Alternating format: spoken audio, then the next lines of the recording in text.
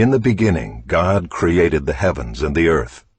The earth was without form and void, and darkness was over the face of the deep.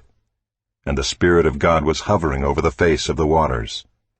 And God said, "Let there be light." And there was light. And God saw that the light was good. And God separated the light from the darkness. God called the light day, and the darkness he called night. And there was evening and there was morning, the first day. And God said, "Let there be an expanse in the midst of the waters, and let it separate the waters from the waters." And God made the expanse, and separated the waters that were under the expanse from the waters that were above the expanse. And it was so. And God called the expanse heaven. And there was evening and there was morning, the second day. And God said, "Let the waters under the heavens be gathered together into one place, and let the dry land appear." And it was so. God called the dry land earth, and the waters that were gathered together he called seas. And God saw that it was good. And God said, "Let the earth sprout vegetation, plants yielding seed, and fruit trees bearing fruit in which is their seed, each according to its kind on the earth." And it was so. The earth brought forth vegetation, plants yielding seed according to their own kinds, and trees bearing fruit in which is their seed, each according to its kind. And God saw that it was good. And there was evening and there was morning, the third day.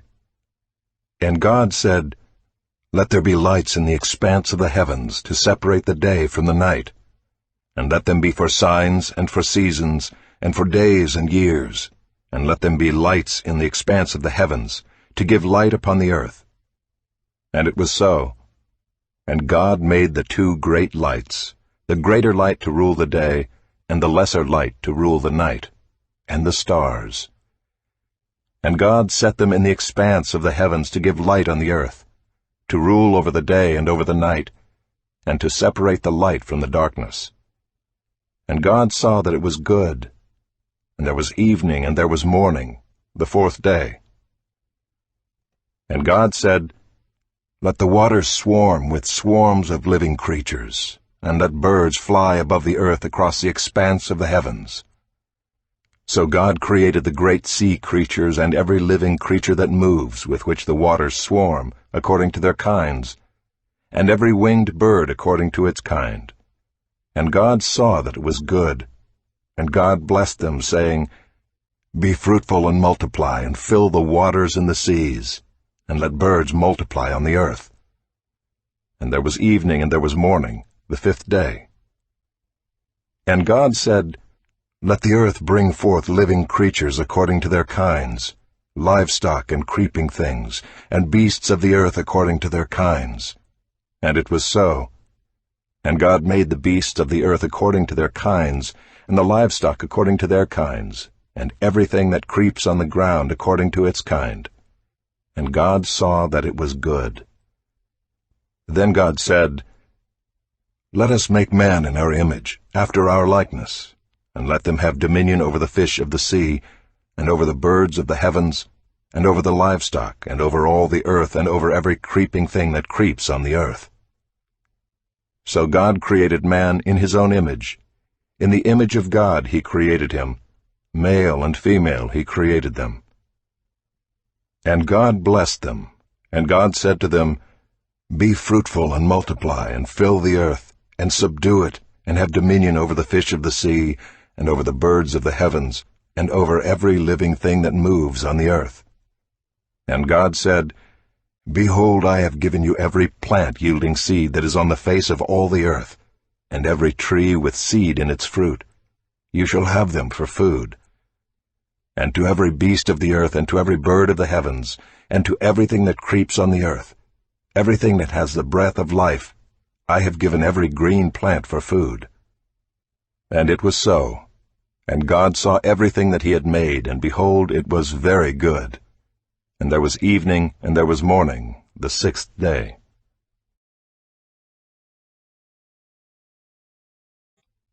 Thus the heavens and the earth were finished, and all the host of them. And on the seventh day God finished his work that he had done, and he rested on the seventh day from all his work that he had done. So God blessed the seventh day, and made it holy, because on it God rested from all his work that he had done in creation. These are the generations of the heavens and the earth when they were created, in the day that the Lord God made the earth and the heavens. When no bush of the field was yet in the land, and no small plant of the field had yet sprung up, for the Lord God had not caused it to rain on the land, and there was no man to work the ground, and a mist was going up from the land and was watering the whole face of the ground. Then the Lord God formed the man of dust from the ground, and breathed into his nostrils the breath of life, and the man became a living creature. And the Lord God planted a garden in Eden in the east, and there he put the man whom he had formed.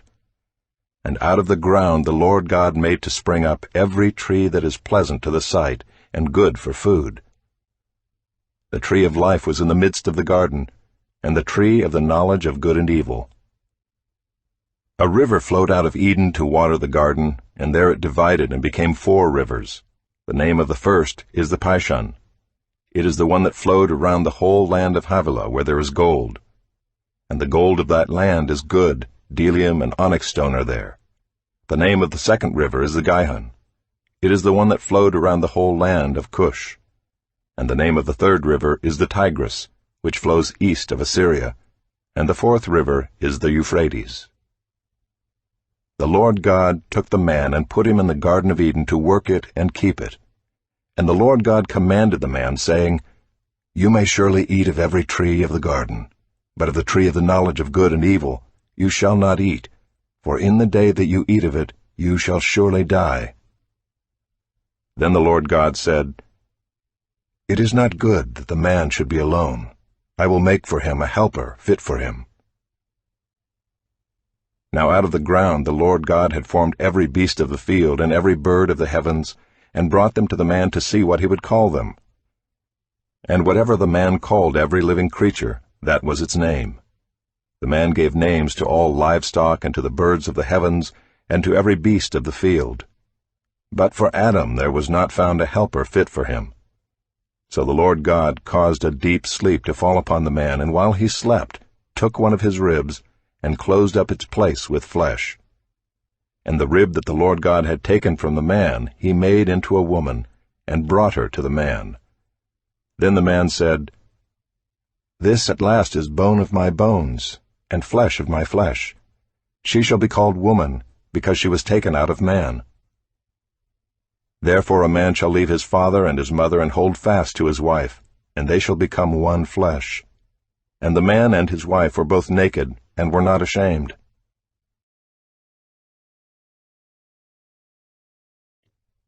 Now the serpent was more crafty than any other beast of the field that the Lord God had made. He said to the woman, Did God actually say, You shall not eat of any tree in the garden? And the woman said to the serpent, We may eat of the fruit of the trees in the garden, but God said, You shall not eat of the fruit of the tree that is in the midst of the garden, neither shall you touch it, lest you die. But the serpent said to the woman, You will not surely die, for God knows that when you eat of it your eyes will be opened, and you will be like God, knowing good and evil.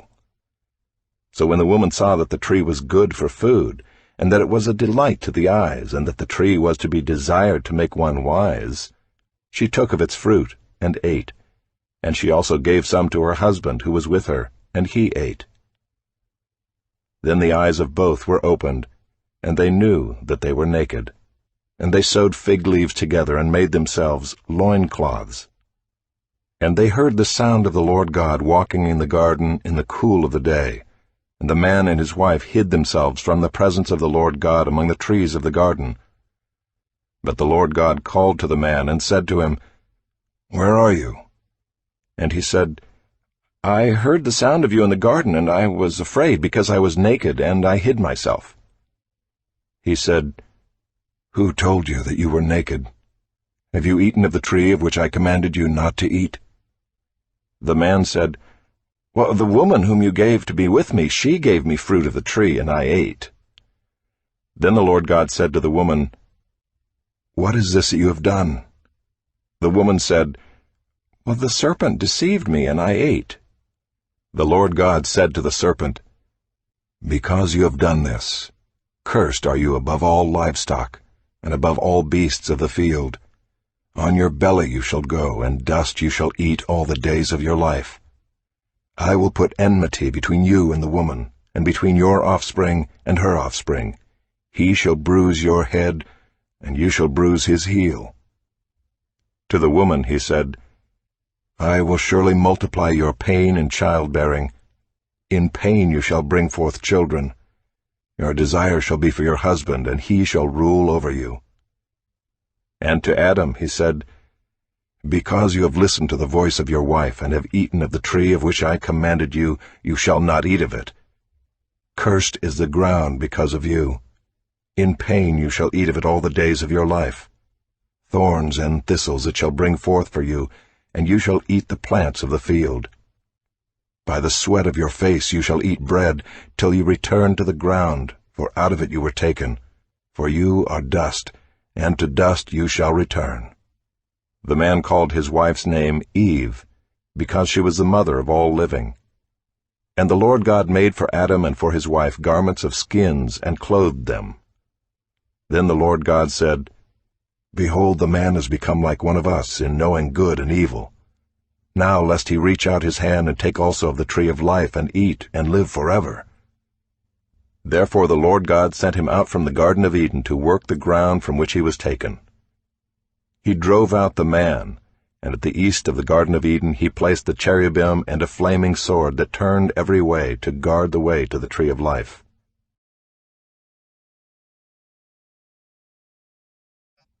Now Adam knew Eve his wife, and she conceived and bore Cain, saying, "I have gotten a man with the help of the Lord." And again she bore his brother Abel. Now Abel was a keeper of sheep, and Cain a worker of the ground. In the course of time Cain brought to the Lord an offering of the fruit of the ground. And Abel also brought of the firstborn of his flock and of their fat portions. And the Lord had regard for Abel and his offering, but for Cain and his offering he had no regard. So Cain was very angry, and his face fell. The Lord said to Cain, "Why are you angry, and why has your face fallen? If you do well, will you not be accepted?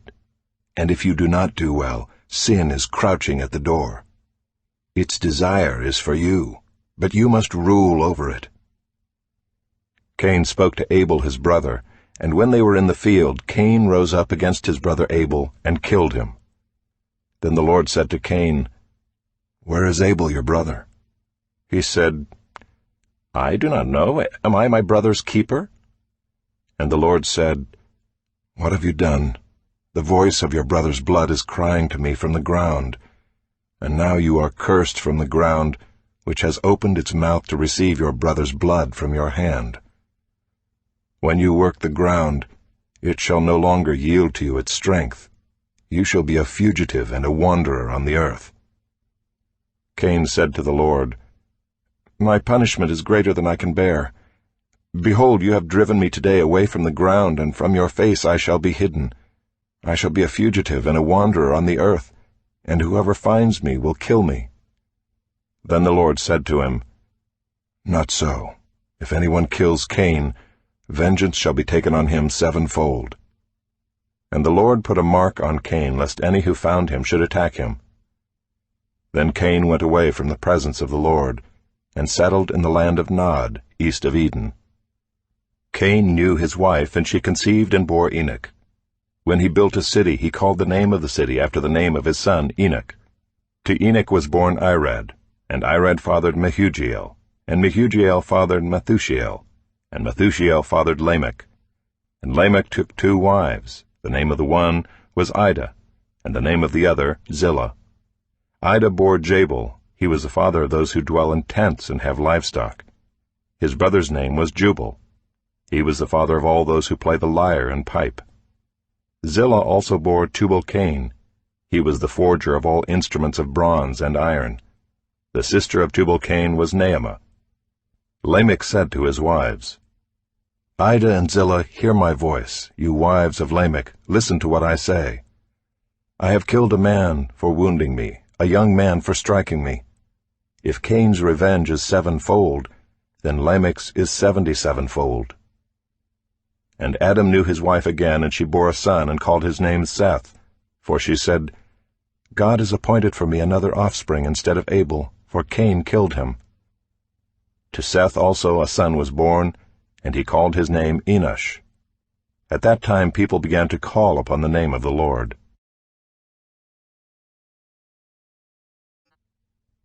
This is the book of the generations of Adam. When God created man, he made him in the likeness of God.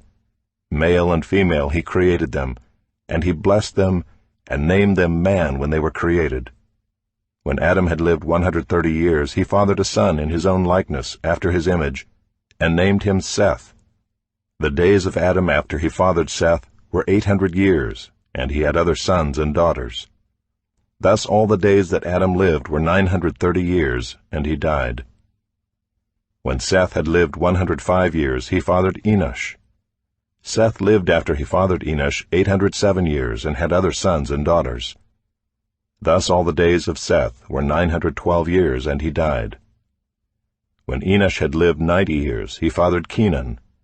Enosh lived after he fathered Kenan 815 years, and had other sons and daughters. Thus all the days of Enosh were 905 years, and he died. When Kenan had lived 70 years, he fathered Mahalalel. Kenan lived after he fathered Mahalalel 840 years, and had other sons and daughters. Thus all the days of Kenan were 910 years, and he died. When Mahalalel had lived 65 years, he fathered Jared. Mahalalel lived after he fathered Jared 830 years, and had other sons and daughters. Thus all the days of Mahalalel were 895 years, and he died. When Jared had lived 162 years, he fathered Enoch. Jared lived after he fathered Enoch 800 years, and had other sons and daughters. Thus all the days of Jared were 962 years, and he died. When Enoch had lived 65 years, he fathered Methuselah. Enoch walked with God after he fathered Methuselah 300 years, and had other sons and daughters. Thus all the days of Enoch were 365 years. Enoch walked with God, and he was not, for God took him. When Methuselah had lived 187 years, he fathered Lamech. Methuselah lived after he fathered Lamech 782 years, and had other sons and daughters. Thus all the days of Methuselah were 969 years, and he died. When Lamech had lived 182 years, he fathered a son, and called his name Noah, saying, Out of the ground that the Lord has cursed, this one shall bring us relief from our work, and from the painful toil of our hands. Lamech lived after he fathered Noah 595 years, and had other sons and daughters. Thus all the days of Lamech were 777 years, and he died. After Noah was 500 years old, Noah fathered Shem, Ham, and Japheth. When man began to multiply on the face of the land, and daughters were born to them, the sons of God saw that the daughters of man were attractive, and they took as their wives any they chose. Then the Lord said, My spirit shall not abide in man forever, for he is flesh. His days shall be 120 years. The Nephilim were on the earth in those days, and also afterward, when the sons of God came into the daughters of man, and they bore children to them. These were the mighty men who were of old, the men of renown. The Lord saw that the wickedness of man was great in the earth, and that every intention of the thoughts of his heart was only evil continually. And the Lord was sorry that he had made man on the earth, and it grieved him to his heart. So the Lord said, I will blot out man whom I have created from the face of the land, man and animals and creeping things and birds of the heavens, for I am sorry that I have made them. But Noah found favor in the eyes of the Lord. These are the generations of Noah. Noah was a righteous man, blameless in his generation. Noah walked with God. And Noah had 3 sons, Shem, Ham, and Japheth. Now the earth was corrupt in God's sight, and the earth was filled with violence. And God saw the earth, and behold, it was corrupt, for all flesh had corrupted their way on the earth. And God said to Noah, I have determined to make an end of all flesh, for the earth is filled with violence through them. Behold, I will destroy them with the earth. Make yourself an ark of gopher wood. Make rooms in the ark, and cover it inside and out with pitch. This is how you are to make it. The length of the ark, 300 cubits, its breadth, 50 cubits, and its height, 30 cubits. Make a roof for the ark, and finish it to a cubit above, and set the door of the ark in its side. Make it with lower, second, and third decks. For behold, I will bring a flood of waters upon the earth, to destroy all flesh in which is the breath of life under heaven. Everything that is on the earth shall die. But I will establish my covenant with you, and you shall come into the ark, you, your sons, your wife, and your sons' wives with you. And of every living thing of all flesh, you shall bring 2 of every sort into the ark to keep them alive with you. They shall be male and female. Of the birds according to their kinds, and of the animals according to their kinds, of every creeping thing of the ground according to its kind, 2 of every sort shall come into you to keep them alive. Also take with you every sort of food that is eaten, and store it up. It shall serve as food for you and for them. Noah did this. He did all that God commanded him.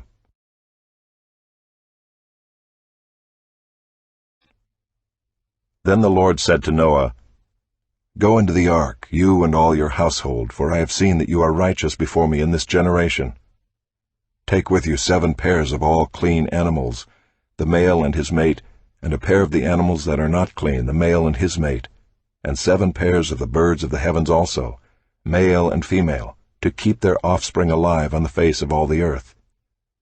For in 7 days I will send rain on the earth 40 days and 40 nights, and every living thing that I have made I will blot out from the face of the ground. And Noah did all that the Lord had commanded him. Noah was 600 years old when the flood of waters came upon the earth. And Noah and his sons and his wife and his sons' wives with him went into the ark to escape the waters of the flood.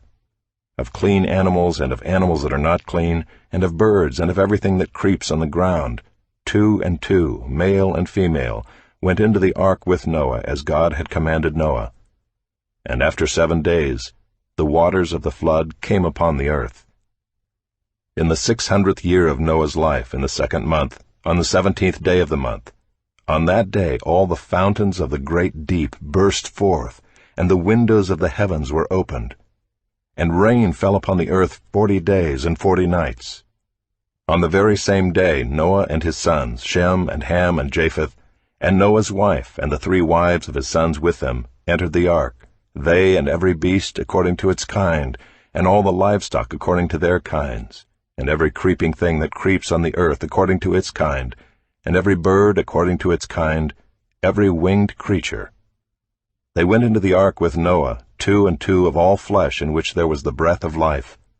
And those that entered, male and female of all flesh, went in as God had commanded him, and the Lord shut him in.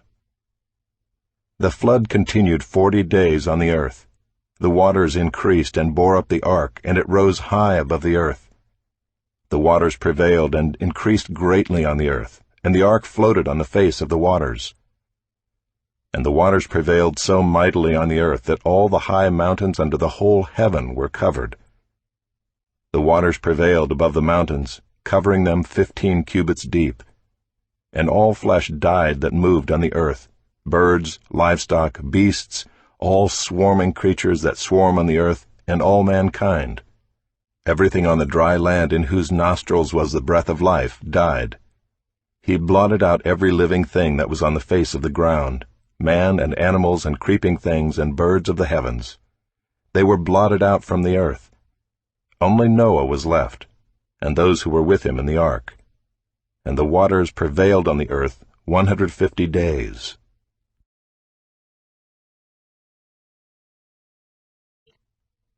But God remembered Noah and all the beasts and all the livestock that were with him in the ark. And God made a wind blow over the earth, and the waters subsided. The fountains of the deep and the windows of the heavens were closed, the rain from the heavens was restrained, and the waters receded from the earth continually. At the end of 150 days the waters had abated, and in the 7th month, on the 17th day of the month, the ark came to rest on the mountains of Ararat. And the waters continued to abate until the 10th month. In the 10th month, on the 1st day of the month, the tops of the mountains were seen. At the end of 40 days Noah opened the window of the ark that he had made and sent forth a raven. It went to and fro until the waters were dried up from the earth. Then he sent forth a dove from him to see if the waters had subsided from the face of the ground. But the dove found no place to set her foot, and she returned to him to the ark, for the waters were still on the face of the whole earth. So he put out his hand and took her and brought her into the ark with him. He waited another 7 days, and again he sent forth a dove out of the ark. And the dove came back to him in the evening, and behold, in her mouth was a freshly plucked olive leaf. So Noah knew that the waters had subsided from the earth. Then he waited another 7 days and sent forth the dove, and she did not return to him any more. In the 601st year, in the 1st month, the 1st day of the month, the waters were dried from off the earth. And Noah removed the covering of the ark, and looked, and behold, the face of the ground was dry. In the 2nd month, on the 27th day of the month, the earth had dried out. Then God said to Noah, "Go out from the ark, you and your wife and your sons wives with you. Bring out with you every living thing that is with you of all flesh, birds and animals and every creeping thing that creeps on the earth, that they may swarm on the earth and be fruitful and multiply on the earth." So Noah went out, and his sons and his wife and his sons' wives with him. Every beast, every creeping thing, and every bird, everything that moves on the earth, went out by families from the ark. Then Noah built an altar to the Lord, and took some of every clean animal and some of every clean bird, and offered burnt offerings on the altar. And when the Lord smelled the pleasing aroma, the Lord said in his heart, "I will never again curse the ground because of man, for the intention of man's heart is evil from his youth. Neither will I ever again strike down every living creature as I have done. While the earth remains, seed time and harvest, cold and heat, summer and winter, day and night shall not cease."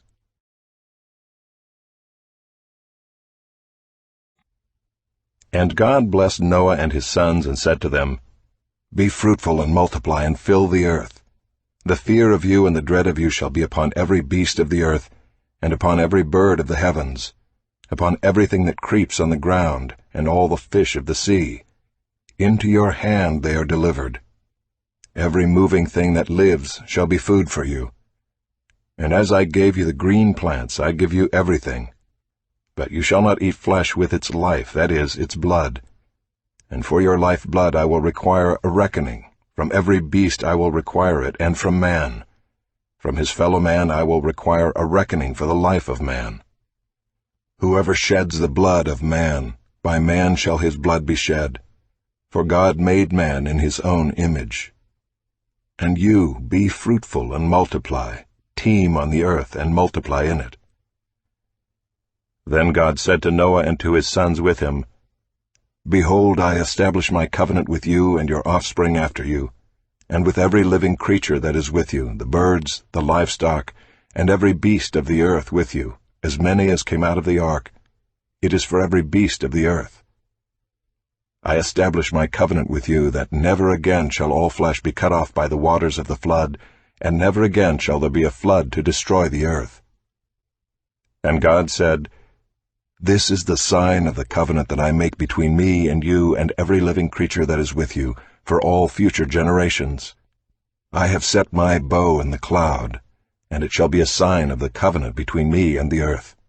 When I bring clouds over the earth, and the bow is seen in the clouds, I will remember my covenant that is between me and you and every living creature of all flesh. And the waters shall never again become a flood to destroy all flesh. When the bow is in the clouds, I will see it, and remember the everlasting covenant between God and every living creature of all flesh that is on the earth." God said to Noah, "This is the sign of the covenant that I have established between me and all flesh that is on the earth. The sons of Noah who went forth from the ark were Shem, Ham, and Japheth. Ham was the father of Canaan. These three were the sons of Noah, and from these the people of the whole earth were dispersed. Noah began to be a man of the soil, and he planted a vineyard. He drank of the wine and became drunk and lay uncovered in his tent. And Ham, the father of Canaan, saw the nakedness of his father and told his two brothers outside. Then Shem and Japheth took a garment, laid it on both their shoulders, and walked backward and covered the nakedness of their father. Their faces were turned backward, and they did not see their father's nakedness. When Noah awoke from his wine and knew what his youngest son had done to him, he said, "Cursed be Canaan, a servant of servants shall he be to his brothers." He also said, "Blessed be the Lord, the God of Shem, and let Canaan be his servant. May God enlarge Japheth, and let him dwell in the tents of Shem, and let Canaan be his servant." After the flood, Noah lived 350 years. All the days of Noah were 950 years, and he died.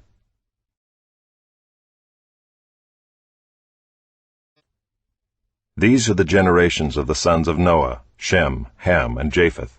Sons were born to them after the flood. The sons of Japheth: Gomer, Magog, Madai, Javan, Tubal, Meshech, and Tyrus. The sons of Gomer: Ashkenaz, Riphath, and Togarmah.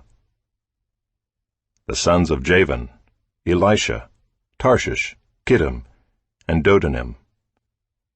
From these the coastland peoples spread in their lands, each with his own language, by their clans in their nations. The sons of Ham: Cush, Egypt, Put, and Canaan.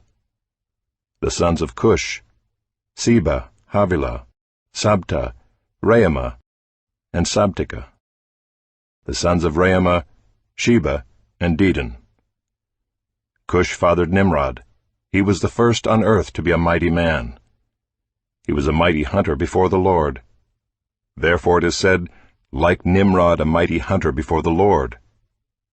The beginning of his kingdom was Babel, Erech, Akkad, and Calneh in the land of Shinar.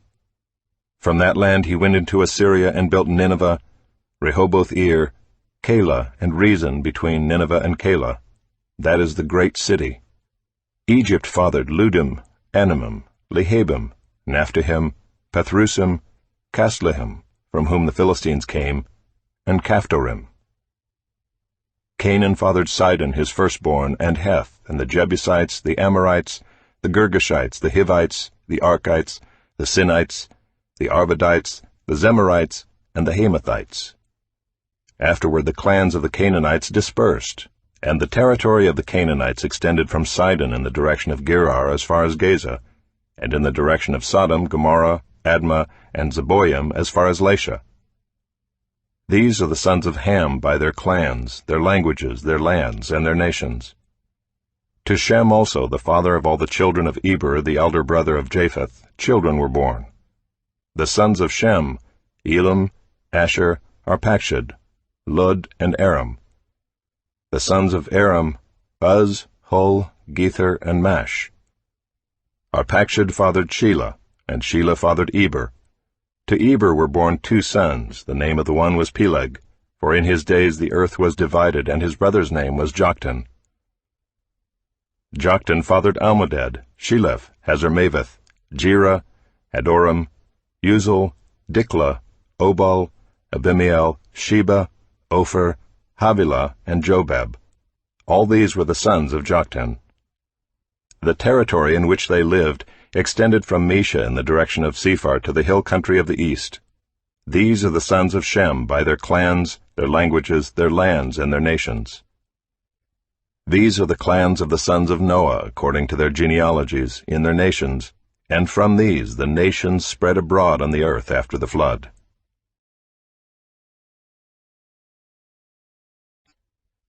Now the whole earth had one language and the same words. And as people migrated from the east, they found a plain in the land of Shinar and settled there. And they said to one another, "Come, let us make bricks and burn them thoroughly." And they had brick for stone and bitumen for mortar. Then they said, Come, let us build ourselves a city and a tower with its top in the heavens, and let us make a name for ourselves, lest we be dispersed over the face of the whole earth. And the Lord came down to see the city and the tower which the children of man had built. And the Lord said, Behold, they are one people, and they have all one language, and this is only the beginning of what they will do. And nothing that they propose to do will now be impossible for them.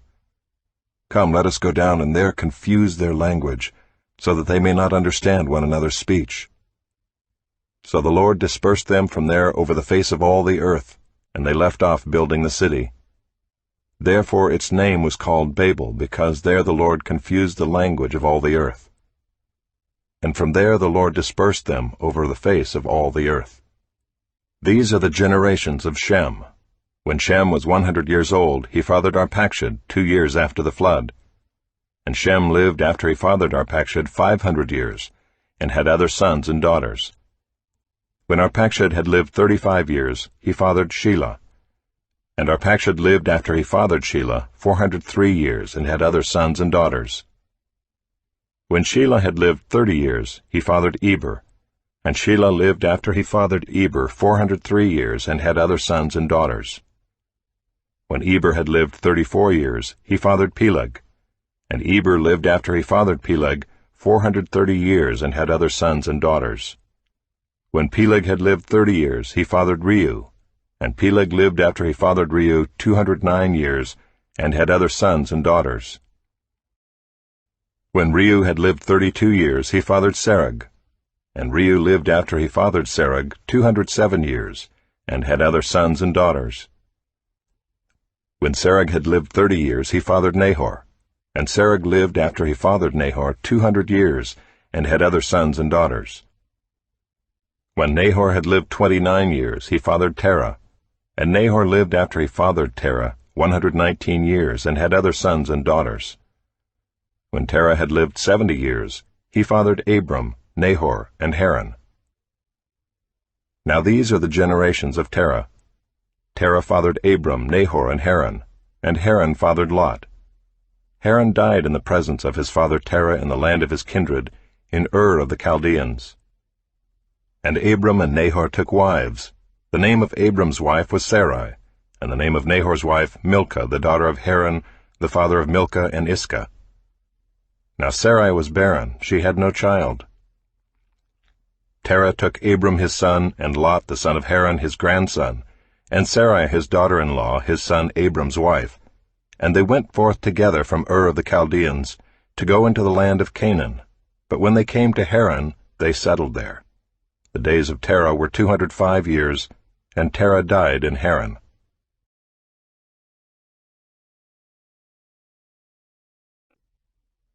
Now the Lord said to Abram, Go from your country and your kindred and your father's house to the land that I will show you, and I will make of you a great nation, and I will bless you and make your name great, so that you will be a blessing. I will bless those who bless you, and him who dishonors you I will curse.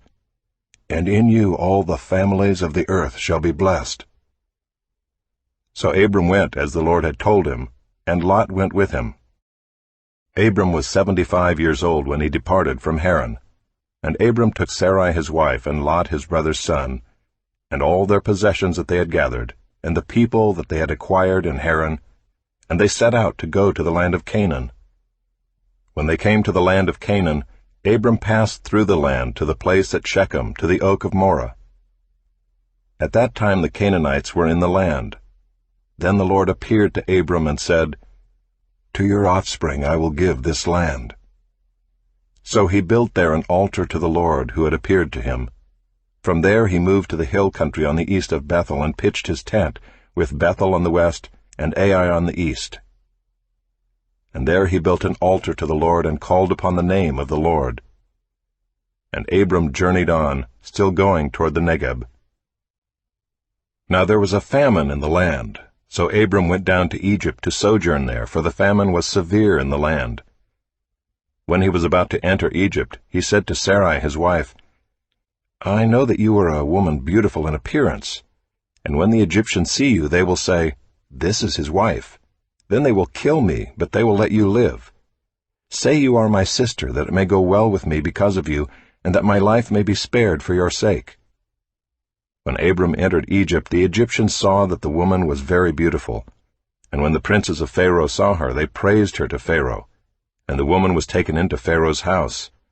And for her sake he dealt well with Abram. And he had sheep, oxen, male donkeys, male servants, female donkeys, and camels. But the Lord afflicted Pharaoh and his house with great plagues because of Sarai, Abram's wife. So Pharaoh called Abram and said, "What is this you have done to me? Why did you not tell me that she was your wife? Why did you say, 'She is my sister,' so that I took her for my wife? Now then, here is your wife, take her and go." And Pharaoh gave men orders concerning him, and they sent him away with his wife and all that he had.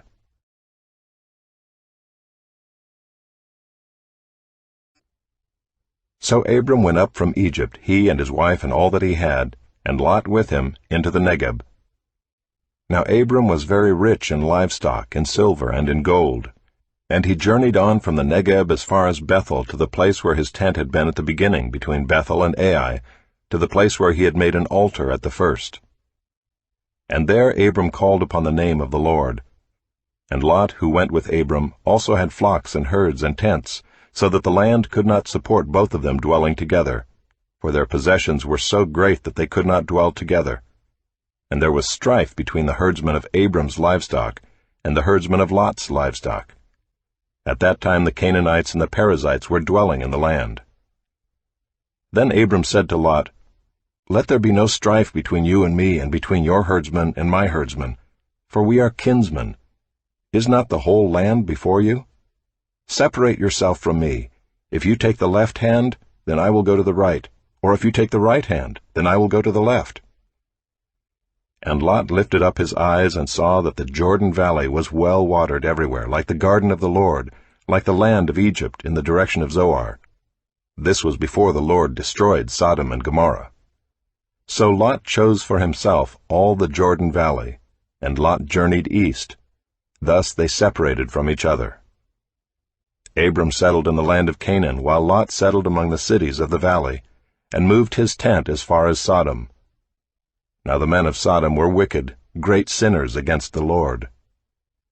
The Lord said to Abram, after Lot had separated from him, "Lift up your eyes and look from the place where you are, northward and southward and eastward and westward. For all the land that you see I will give to you and to your offspring forever. I will make your offspring as the dust of the earth, so that if one can count the dust of the earth, your offspring also can be counted. Arise, walk through the length and the breadth of the land, for I will give it to you." So Abram moved his tent and came and settled by the oaks of Mamre, which are at Hebron, and there he built an altar to the Lord.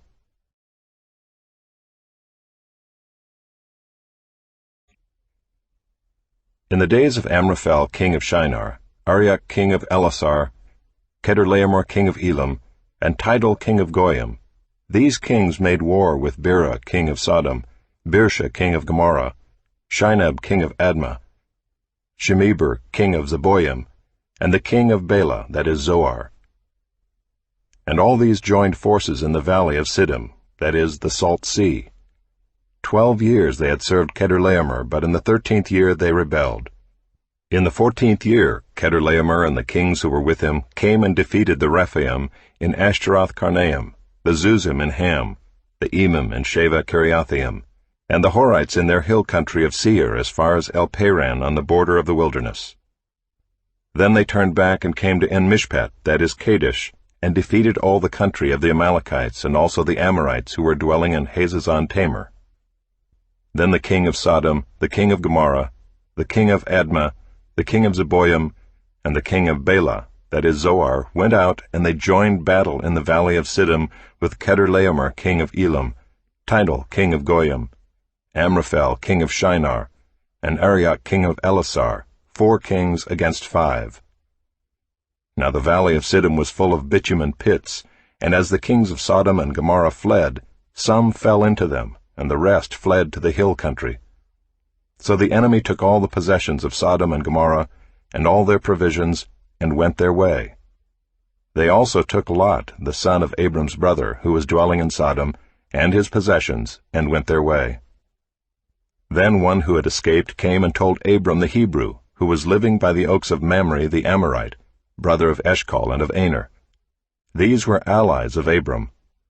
When Abram heard that his kinsman had been taken captive, he led forth his trained men, born in his house, 318 of them, and went in pursuit as far as Dan. And he divided his forces against them by night, he and his servants, and defeated them and pursued them to Hobah, north of Damascus. Then he brought back all the possessions, and also brought back his kinsman Lot with his possessions, and the women and the people. After his return from the defeat of Chedorlaomer and the kings who were with him, the king of Sodom went out to meet him at the valley of Shaveh, that is the king's valley. And Melchizedek king of Salem brought out bread and wine. He was priest of God Most High. And he blessed him and said, Blessed be Abram by God Most High, possessor of heaven and earth. And blessed be God Most High, who has delivered your enemies into your hand. And Abram gave him 1/10 of everything. And the king of Sodom said to Abram, Give me the persons, but take the goods for yourself. But Abram said to the king of Sodom, I have lifted my hand to the Lord, God Most High, possessor of heaven and earth, that I would not take a thread or a sandal strap or anything that is yours, lest you should say, I have made Abram rich. I will take nothing but what the young men have eaten, and the share of the men who went with me. Let Aner, Eshcol, and Mamre take their share.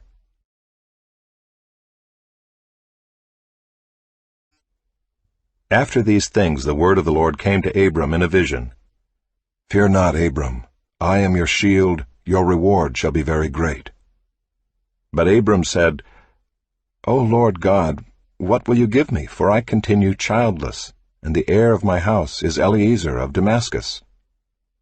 And Abram said, Behold, you have given me no offspring, and a member of my household will be my heir. And behold, the word of the Lord came to him, This man shall not be your heir. Your very own son shall be your heir. And he brought him outside and said, Look toward heaven, and number the stars, if you are able to number them. Then he said to him, So shall your offspring be. And he believed the Lord, and he counted it to him as righteousness. And he said to him, I am the Lord who brought you out from Ur of the Chaldeans to give you this land to possess. But he said, O Lord God, how am I to know that I shall possess it? He said to him, Bring me a heifer 3 years old, a female goat 3 years old, a ram 3 years old, a turtle dove, and a young pigeon. And he brought him all these, cut them in half, and laid each half over against the other. But he did not cut the birds in half. And when birds of prey came down on the carcasses, Abram drove them away. As the sun was going down, a deep sleep fell on Abram. And behold, dreadful and great darkness fell upon him. Then the Lord said to Abram, Know for certain that your offspring will be sojourners in a land that is not theirs, and will be servants there, and they will be afflicted for 400 years. But I will bring judgment on the nation that they serve, and afterward they shall come out with great possessions. As for yourself, you shall go to your fathers in peace. You shall be buried in a good old age. And they shall come back here in the 4th generation, for the iniquity of the Amorites is not yet complete. When the sun had gone down and it was dark, behold, a smoking fire pot and a flaming torch passed between these pieces. On that day the Lord made a covenant with Abram, saying, To your offspring I give this land from the river of Egypt to the great river, the river Euphrates, the land of the Kenites, the Kenizzites, the Cadmonites, the Hittites, the Perizzites, the Rephaim, the Amorites, the Canaanites, the Girgashites, and the Jebusites.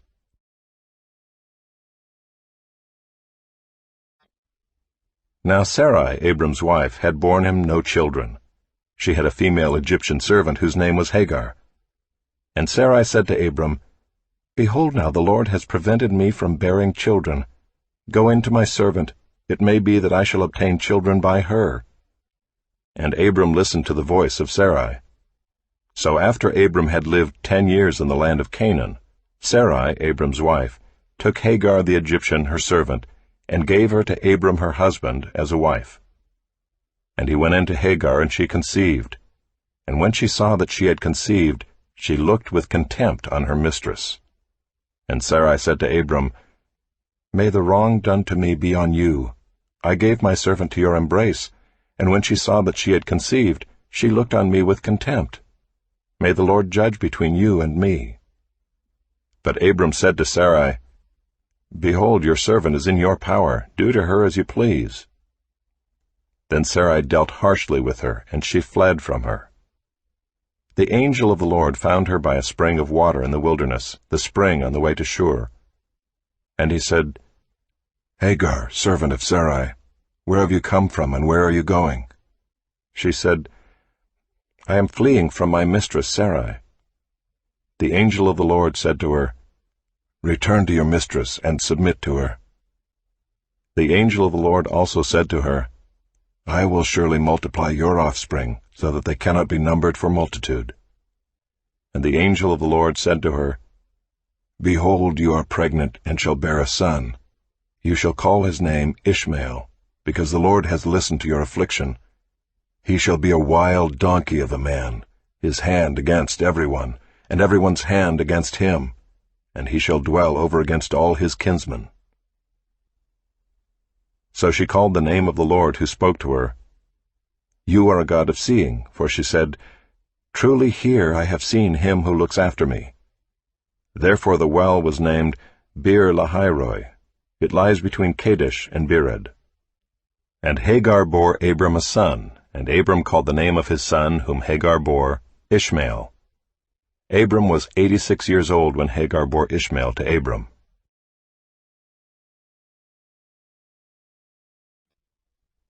When Abram was 99 years old, the Lord appeared to Abram and said to him, I am God Almighty.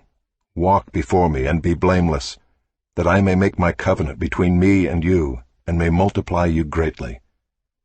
Then Abram fell on his face. And God said to him, Behold, my covenant is with you, and you shall be the father of a multitude of nations. No longer shall your name be called Abram, but your name shall be Abraham, for I have made you the father of a multitude of nations. I will make you exceedingly fruitful, and I will make you into nations, and kings shall come from you. And I will establish my covenant between me and you and your offspring after you throughout their generations, for an everlasting covenant, to be God to you and to your offspring after you. And I will give to you and to your offspring after you the land of your sojournings, all the land of Canaan, for an everlasting possession, and I will be their God. And God said to Abraham, As for you, you shall keep my covenant, you and your offspring after you throughout their generations. This is my covenant, which you shall keep between me and you and your offspring after you. Every male among you shall be circumcised. You shall be circumcised in the flesh of your foreskins, and it shall be a sign of the covenant between me and you. He who is 8 days old among you shall be circumcised.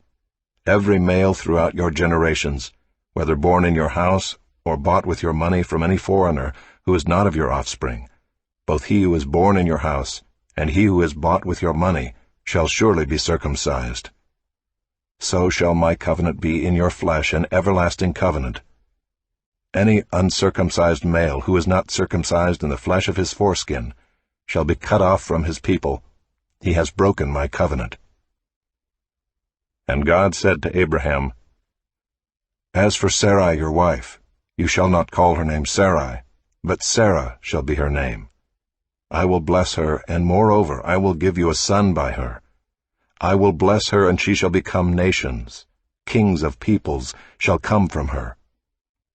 Then Abraham fell on his face and laughed, and said to himself, Shall a child be born to a man who is 100 years old? Shall Sarah, who is 90 years old, bear a child? And Abraham said to God, Oh, that Ishmael might live before you. God said, No, but Sarah your wife shall bear you a son, and you shall call his name Isaac. I will establish my covenant with him as an everlasting covenant for his offspring after him, As for Ishmael, I have heard you. Behold, I have blessed him, and will make him fruitful, and multiply him greatly. He shall father 12 princes, and I will make him into a great nation. But I will establish my covenant with Isaac, whom Sarah shall bear to you at this time next year." When he had finished talking with him, God went up from Abraham.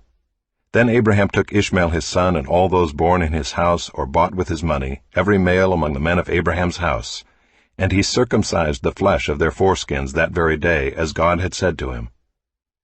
Abraham was 99 years old when he was circumcised in the flesh of his foreskin, and Ishmael his son was 13 years old when he was circumcised in the flesh of his foreskin. That very day Abraham and his son Ishmael were circumcised. And all the men of his house, those born in the house and those bought with money from a foreigner, were circumcised with him. And the Lord appeared to him by the oaks of Mamre, as he sat at the door of his tent in the heat of the day. He lifted up his eyes and looked, and behold, 3 men were standing in front of him. When he saw them, he ran from the tent door to meet them, and bowed himself to the earth, and said, "O Lord, if I have found favor in your sight, do not pass by your servant. Let a little water be brought, and wash your feet, and rest yourselves under the tree, while I bring a morsel of bread, that you may refresh yourselves, and after that you may pass on, since you have come to your servant." So they said, "Do as you have said." And Abraham went quickly into the tent to Sarah, and said, "Quick, 3 seahs of fine flour, knead it, and make cakes." And Abraham ran to the herd, and took a calf, tender and good, and gave it to a young man, who prepared it quickly. Then he took curds and milk, and the calf that he had prepared, and set it before them. And he stood by them under the tree while they ate. They said to him, "Where is Sarah your wife?" And he said, "She is in the tent." The Lord said, "I will surely return to you about this time next year, and Sarah your wife shall have a son." And Sarah was listening at the tent door behind him.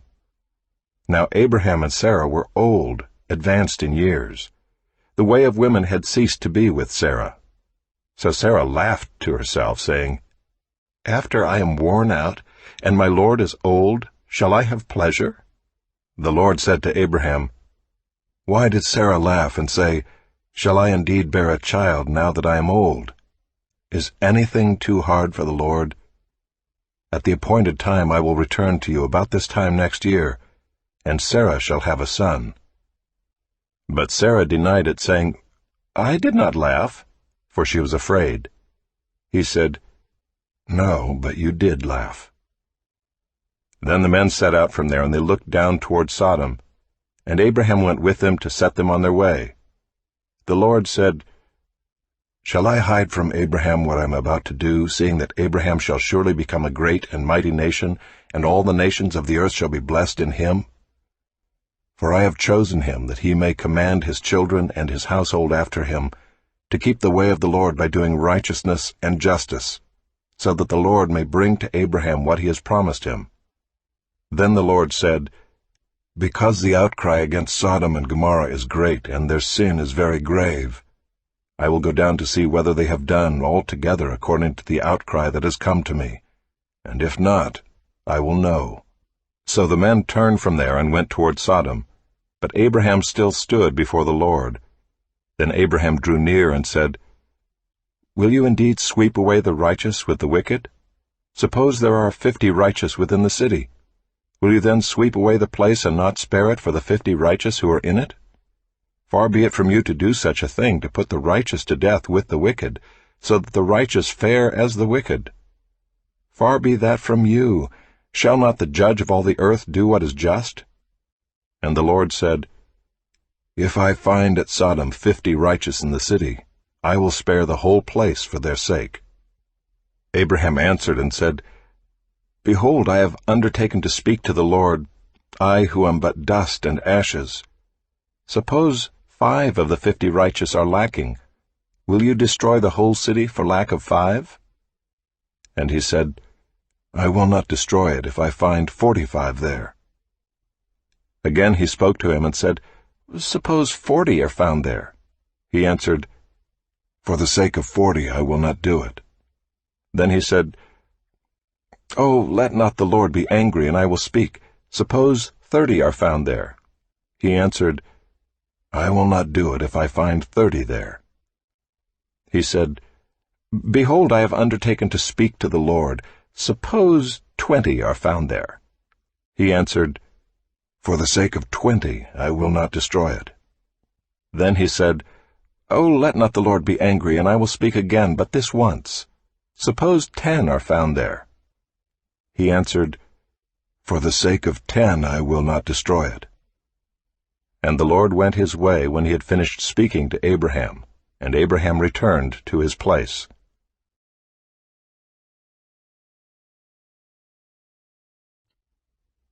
The 2 angels came to Sodom in the evening, and Lot was sitting in the gate of Sodom. When Lot saw them, he rose to meet them and bowed himself with his face to the earth, and said, My lords, please turn aside to your servant's house, and spend the night and wash your feet. Then you may rise up early and go on your way. They said, No, we will spend the night in the town square. But he pressed them strongly, so they turned aside to him and entered his house. And he made them a feast and baked unleavened bread, and they ate.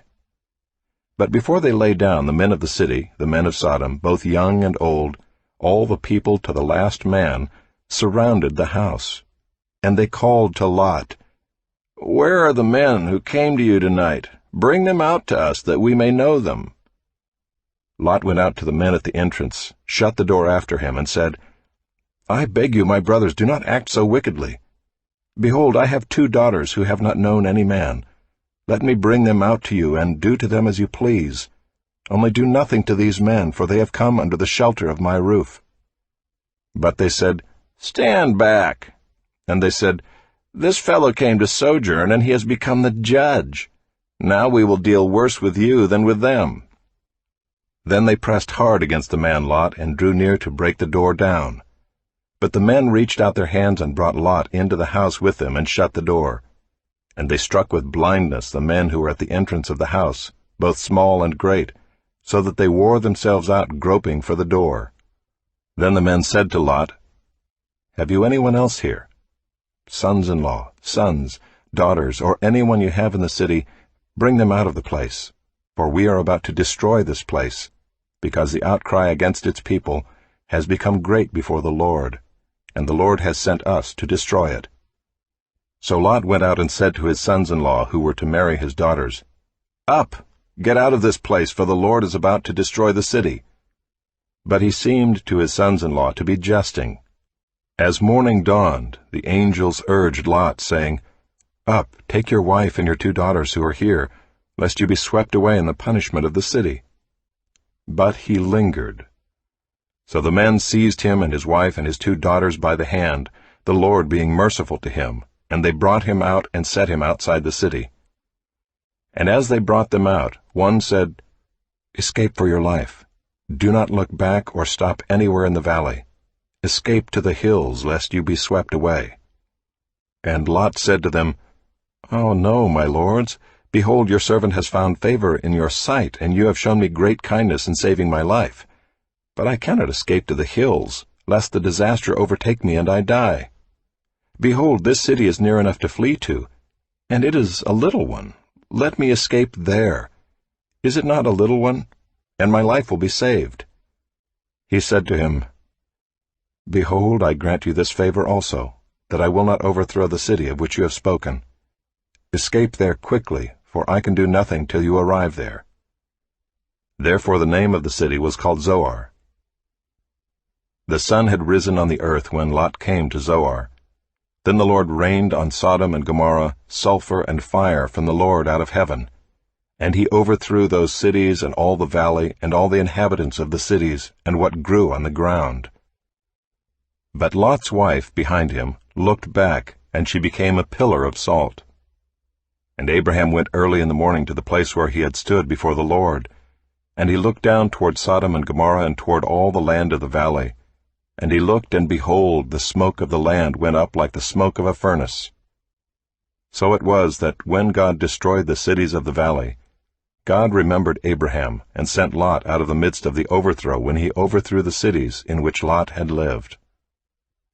Now Lot went up out of Zoar and lived in the hills with his 2 daughters, for he was afraid to live in Zoar. So he lived in a cave with his 2 daughters. And the firstborn said to the younger, Our father is old, and there is not a man on earth to come in to us after the manner of all the earth. Come, let us make our father drink wine, and we will lie with him, that we may preserve offspring from our father. So they made their father drink wine that night. And the firstborn went in and lay with her father. He did not know when she lay down or when she arose. The next day the firstborn said to the younger, Behold, I lay last night with my father. Let us make him drink wine tonight also. Then you go in and lie with him, that we may preserve offspring from our father. So they made their father drink wine that night also. And the younger arose and lay with him, and he did not know when she lay down or when she arose. Thus both the daughters of Lot became pregnant by their father. The firstborn bore a son and called his name Moab. He is the father of the Moabites to this day. The younger also bore a son and called his name Ben-ammi. He is the father of the Ammonites to this day. From there Abraham journeyed toward the territory of the Negeb, and lived between Kadesh and Shur. And he sojourned in Gerar. And Abraham said of Sarah his wife, She is my sister. And Abimelech king of Gerar sent and took Sarah. But God came to Abimelech in a dream by night, and said to him, Behold, you are a dead man because of the woman whom you have taken, for she is a man's wife. Now Abimelech had not approached her, so he said, Lord, will you kill an innocent people? Did he not himself say to me, She is my sister? And she herself said, He is my brother. In the integrity of my heart and the innocence of my hands I have done this. Then God said to him in the dream, Yes, I know that you have done this in the integrity of your heart, and it was I who kept you from sinning against me. Therefore I did not let you touch her. Now then, return the man's wife, for he is a prophet, so that he will pray for you, and you shall live. But if you do not return her, know that you shall surely die, you and all who are yours. So Abimelech rose early in the morning and called all his servants and told them all these things. And the men were very much afraid. Then Abimelech called Abraham and said to him, What have you done to us? And how have I sinned against you, that you have brought on me and my kingdom a great sin? You have done to me things that ought not to be done. And Abimelech said to Abraham, What did you see that you did this thing? Abraham said, I did it because I thought, There is no fear of God at all in this place, and they will kill me because of my wife. Besides, she is indeed my sister, the daughter of my father, though not the daughter of my mother, and she became my wife. And when God caused me to wander from my father's house, I said to her, This is the kindness you must do me. At every place to which we come, say of me, He is my brother. Then Abimelech took sheep and oxen, and male servants and female servants, and gave them to Abraham, and returned Sarah his wife to him. And Abimelech said, Behold, my land is before you, dwell where it pleases you. To Sarah he said, Behold, I have given your brother 1,000 pieces of silver. It is a sign of your innocence in the eyes of all who are with you, and before everyone you are vindicated.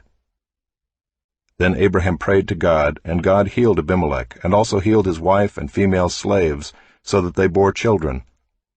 For the Lord had closed all the wombs of the house of Abimelech because of Sarah, Abraham's wife.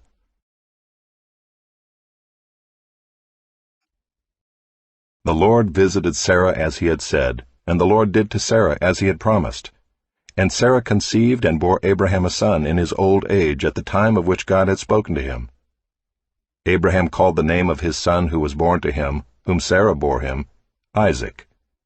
And Abraham circumcised his son Isaac when he was 8 days old, as God had commanded him. Abraham was 100 years old when his son Isaac was born to him.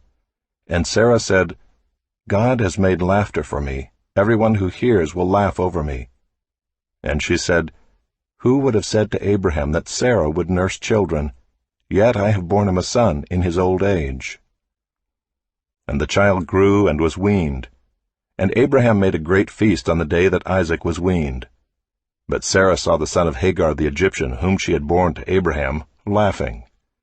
So she said to Abraham, "Cast out this slave woman with her son, for the son of this slave woman shall not be heir with my son Isaac."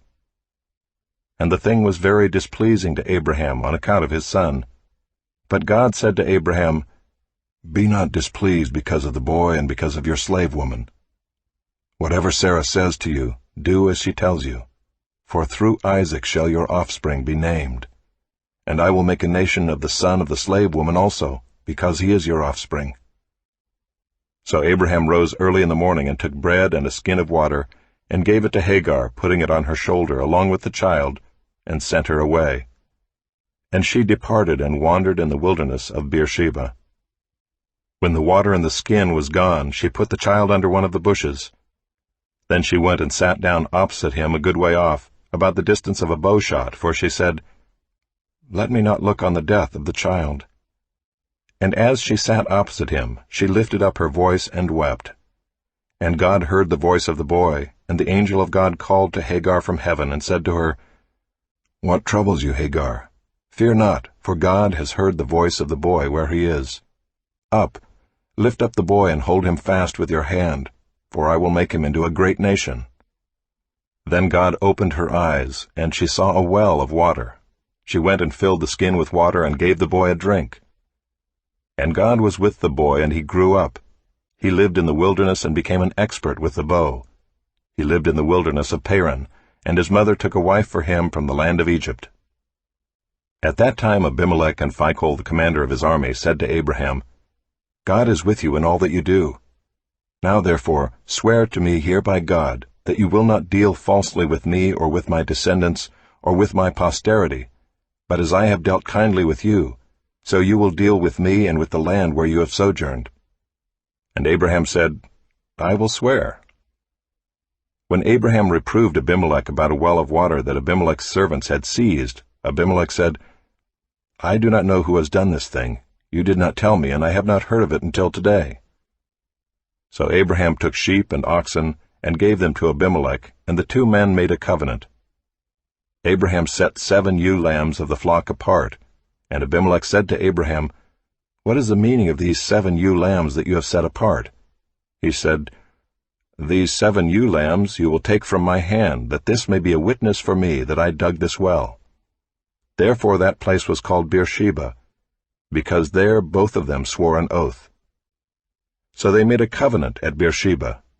Then Abimelech and Phicol, the commander of his army, rose up and returned to the land of the Philistines. Abraham planted a tamarisk tree in Beersheba and called there on the name of the Lord, the everlasting God. And Abraham sojourned many days in the land of the Philistines. After these things God tested Abraham and said to him, "Abraham." And he said, "Here am I." He said, "Take your son, your only son Isaac, whom you love, and go to the land of Moriah, and offer him there as a burnt offering on one of the mountains of which I shall tell you." So Abraham rose early in the morning, saddled his donkey, and took 2 of his young men with him and his son Isaac. And he cut the wood for the burnt offering, and arose and went to the place of which God had told him. On the 3rd day Abraham lifted up his eyes and saw the place from afar. Then Abraham said to his young men, "Stay here with the donkey. I and the boy will go over there and worship and come again to you." And Abraham took the wood of the burnt offering and laid it on Isaac his son. And he took in his hand the fire and the knife. So they went both of them together. And Isaac said to his father Abraham, "My father." And he said, "Here am I, my son." He said, "Behold the fire and the wood, but where is the lamb for a burnt offering?" Abraham said, "God will provide for himself the lamb for a burnt offering, my son." So they went both of them together. When they came to the place of which God had told him, Abraham built the altar there, and laid the wood in order, and bound Isaac his son, and laid him on the altar on top of the wood. Then Abraham reached out his hand, and took the knife to slaughter his son. But the angel of the Lord called to him from heaven, and said, "Abraham, Abraham." And he said, "Here am I." He said, Do not lay your hand on the boy or do anything to him. For now I know that you fear God, seeing you have not withheld your son, your only son, from me." And Abraham lifted up his eyes and looked, and behold, behind him was a ram, caught in a thicket by his horns. And Abraham went and took the ram, and offered it up as a burnt offering instead of his son. So Abraham called the name of that place, "The Lord will provide." As it is said to this day, "On the mount of the Lord it shall be provided." And the angel of the Lord called to Abraham a second time from heaven, and said, "By myself I have sworn, declares the Lord, because you have done this and have not withheld your son, your only son, I will surely bless you, and I will surely multiply your offspring as the stars of heaven and as the sand that is on the seashore. And your offspring shall possess the gate of his enemies, and in your offspring shall all the nations of the earth be blessed, because you have obeyed my voice." So Abraham returned to his young men, and they arose and went together to Beersheba. And Abraham lived at Beersheba. Now after these things it was told to Abraham, "Behold, Milcah also has borne children to your brother Nahor, Uz his firstborn, Buz his brother, Kemuel the father of Aram, Kesed, Hazo, Pildash, Jidlaph, and Bethuel. Bethuel fathered Rebekah. These 8 Milcah bore to Nahor, Abraham's brother. Moreover his concubine, whose name was Reumah, bore Tebah, Gaham, Tahash, and Maacah.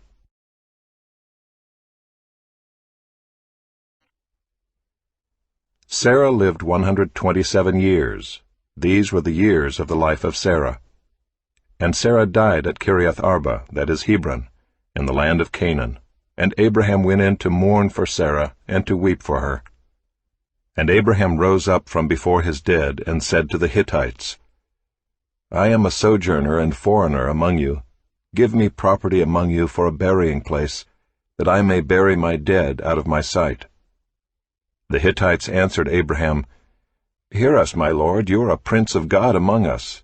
Bury your dead in the choicest of our tombs.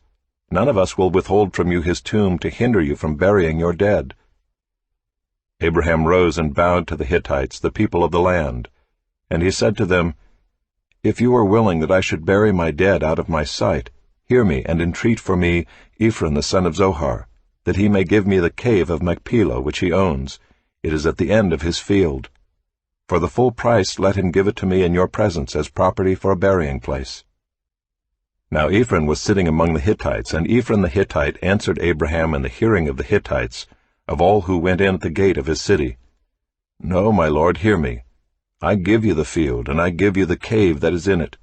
In the sight of the sons of my people I give it to you. Bury your dead." Then Abraham bowed down before the people of the land. And he said to Ephron in the hearing of the people of the land, "But if you will, hear me. I give the price of the field. Accept it from me, that I may bury my dead there." Ephron answered Abraham, "My lord, listen to me. A piece of land worth 400 shekels of silver. What is that between you and me? Bury your dead." Abraham listened to Ephron, and Abraham weighed out for Ephron the silver that he had named in the hearing of the Hittites, 400 shekels of silver, according to the weights current among the merchants. So the field of Ephron in Machpelah, which was to the east of Mamre, the field with the cave that was in it and all the trees that were in the field throughout its whole area, was made over to Abraham as a possession in the presence of the Hittites, before all who went in at the gate of his city. After this, Abraham buried Sarah his wife in the cave of the field of Machpelah east of Mamre, that is Hebron, in the land of Canaan. The field and the cave that is in it were made over to Abraham as property for a burying place by the Hittites.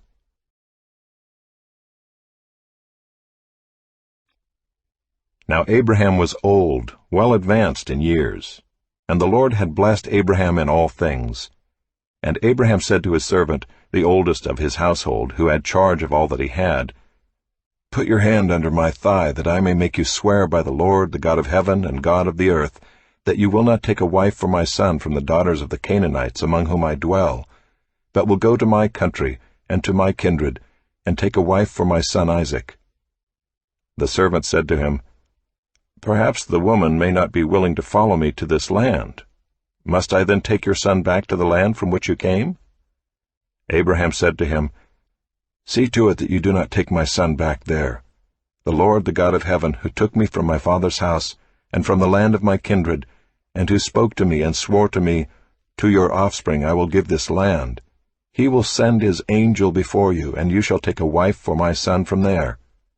But if the woman is not willing to follow you, then you will be free from this oath of mine. Only you must not take my son back there." So the servant put his hand under the thigh of Abraham his master, and swore to him concerning this matter. Then the servant took 10 of his master's camels and departed, taking all sorts of choice gifts from his master, and he arose and went to Mesopotamia, to the city of Nahor.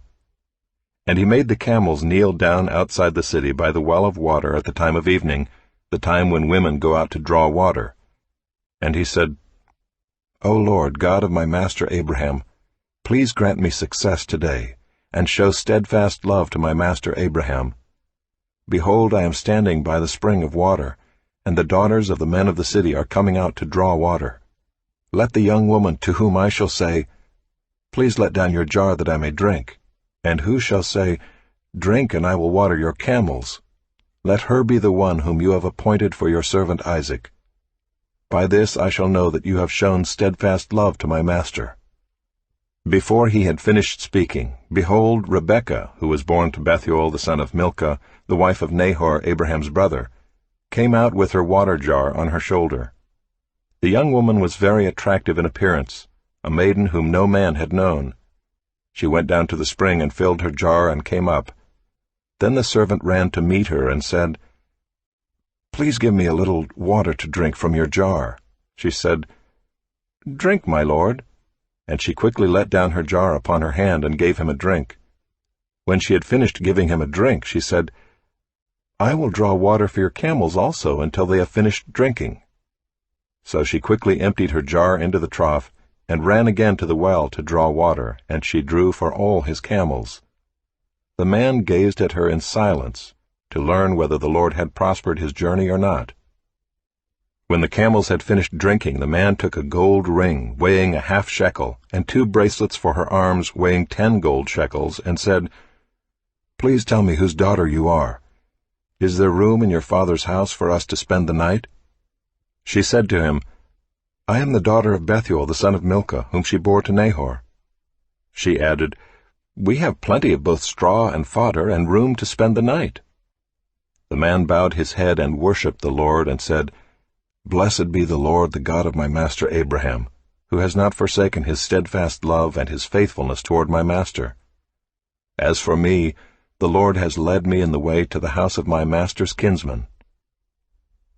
Then the young woman ran and told her mother's household about these things.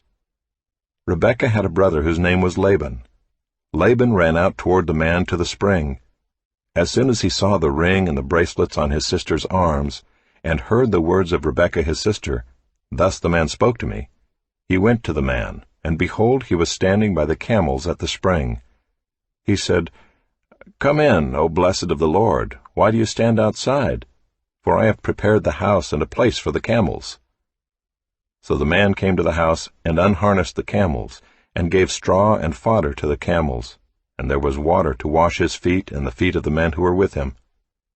Then food was set before him to eat, but he said, "I will not eat until I have said what I have to say." He said, "Speak on." So he said, "I am Abraham's servant. The Lord has greatly blessed my master, and he has become great. He has given him flocks and herds, silver and gold, male servants and female servants, camels and donkeys. And Sarah, my master's wife, bore a son to my master when she was old, and to him he has given all that he has. My master made me swear, saying, 'You shall not take a wife for my son from the daughters of the Canaanites in whose land I dwell, but you shall go to my father's house and to my clan, and take a wife for my son.' I said to my master, 'Perhaps the woman will not follow me.' But he said to me, 'The Lord before whom I have walked will send his angel with you and prosper your way. You shall take a wife for my son from my clan and from my father's house. Then you will be free from my oath when you come to my clan. And if they will not give her to you, you will be free from my oath.'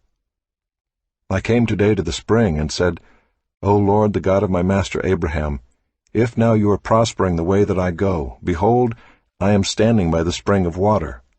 Let the virgin who comes out to draw water, to whom I shall say, Please give me a little water from your jar to drink, and who will say to me, Drink, and I will draw for your camels also, let her be the woman whom the Lord has appointed for my master's son.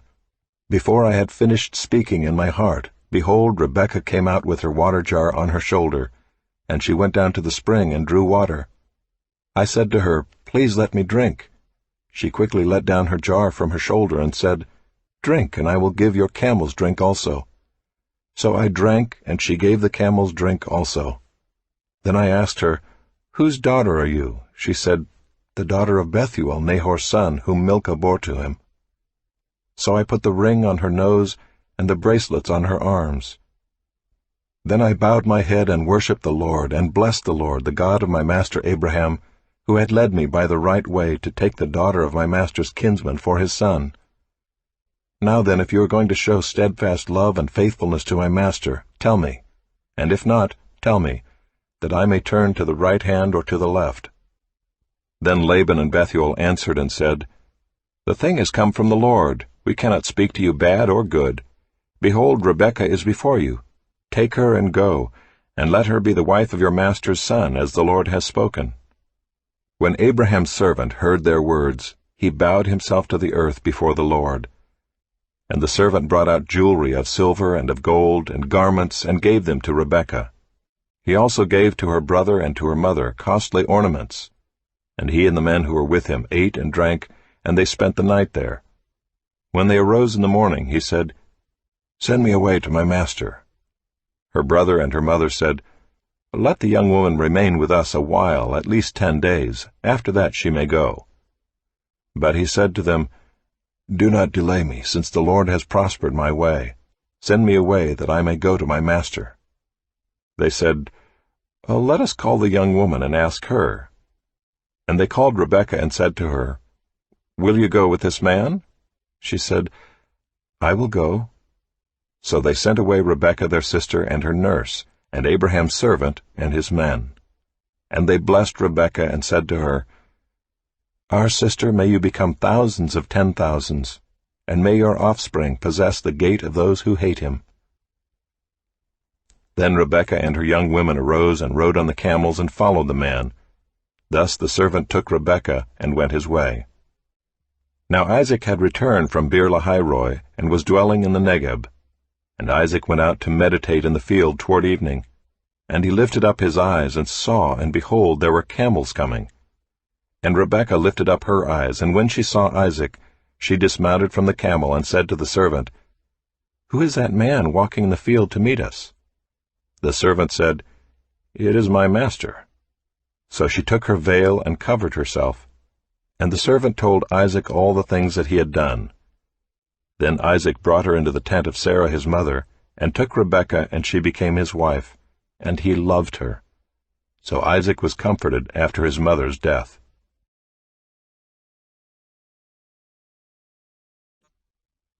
Abraham took another wife, whose name was Keturah. She bore him Zimram, Jokshan, Medan, Midian, Ishbak, and Shua. Jokshan fathered Sheba and Dedan. The sons of Dedan were Ashuram, Letushim, and Leumim. The sons of Midian were Ephah, Epher, Hanok, Abida, and Eldaah. All these were the children of Keturah.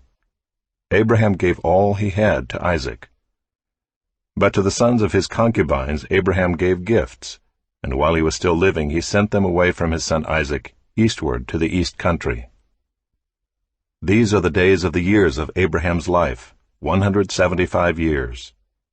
Abraham breathed his last, and died in a good old age, an old man and full of years, and was gathered to his people. Isaac and Ishmael his sons buried him in the cave of Machpelah in the field of Ephron the son of Zohar the Hittite, east of Mamre, the field that Abraham purchased from the Hittites. There Abraham was buried with Sarah his wife. After the death of Abraham, God blessed Isaac his son, and Isaac settled at Beer-lahai-roi.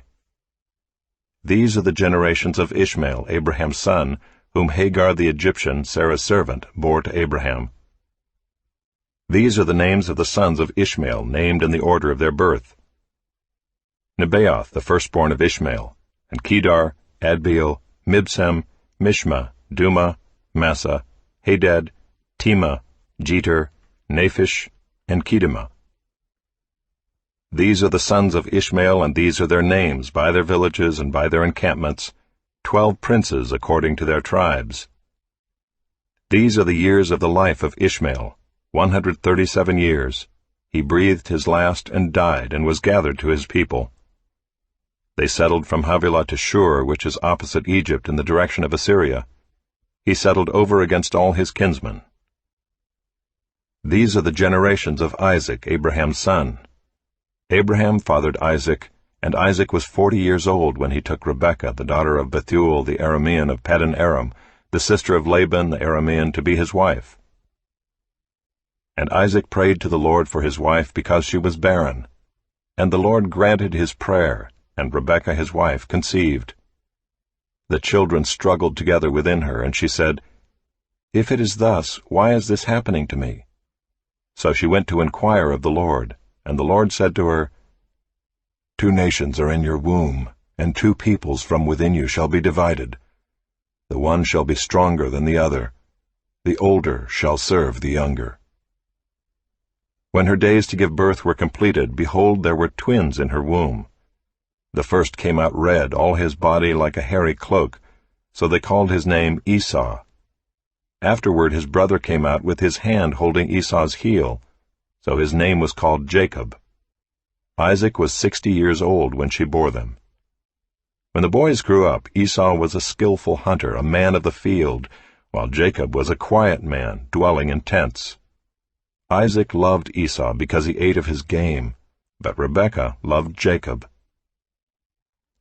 Once when Jacob was cooking stew, Esau came in from the field, and he was exhausted.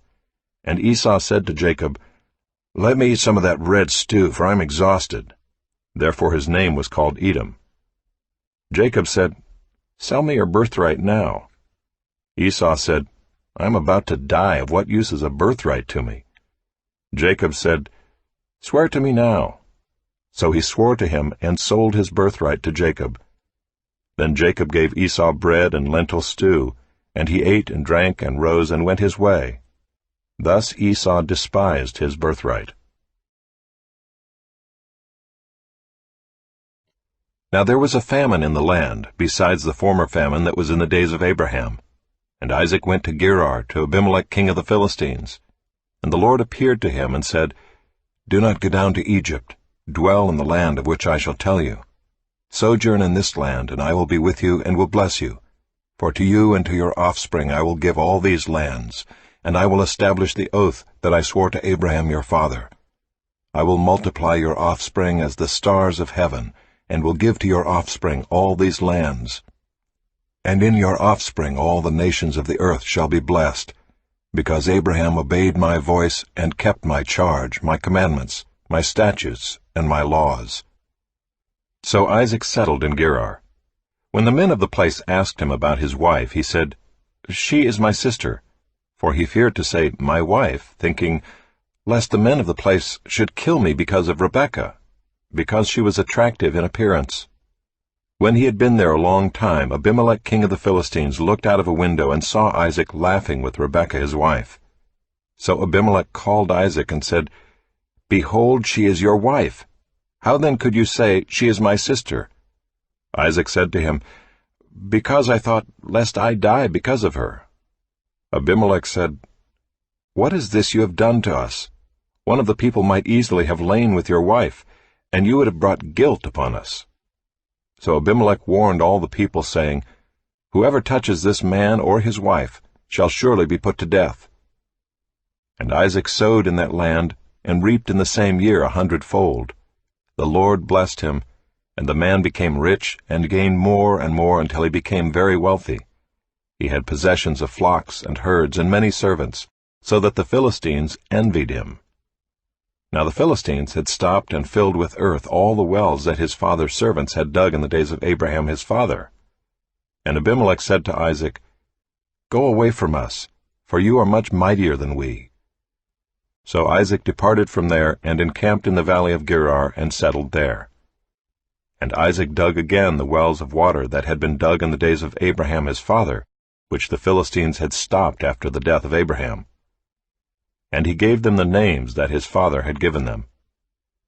But when Isaac's servants dug in the valley and found there a well of spring water, the herdsmen of Gerar quarreled with Isaac's herdsmen, saying, "The water is ours." So he called the name of the well Esek, because they contended with him. Then they dug another well, and they quarreled over that also. So he called its name Sitnah. And he moved from there and dug another well, and they did not quarrel over it. So he called its name Rehoboth, saying, "For now the Lord has made room for us, and we shall be fruitful in the land." From there he went up to Beersheba, and the Lord appeared to him the same night and said, "I am the God of Abraham your father. Fear not, for I am with you and will bless you, and multiply your offspring for my servant Abraham's sake." So he built an altar there and called upon the name of the Lord, and pitched his tent there. And there Isaac's servants dug a well. When Abimelech went to him from Gerar with Ahuzzath his adviser, and Phicol the commander of his army, Isaac said to them, "Why have you come to me, seeing that you hate me and have sent me away from you?" They said, "We see plainly that the Lord has been with you. So we said, Let there be a sworn pact between us, between you and us, and let us make a covenant with you, that you will do us no harm, just as we have not touched you and have done to you nothing but good, and have sent you away in peace. You are now the blessed of the Lord." So he made them a feast, and they ate and drank. In the morning they rose early and exchanged oaths. And Isaac sent them on their way, and they departed from him in peace. That same day Isaac's servants came and told him about the well that they had dug, and said to him, "We have found water." He called it Shibah. Therefore the name of the city is Beersheba to this day.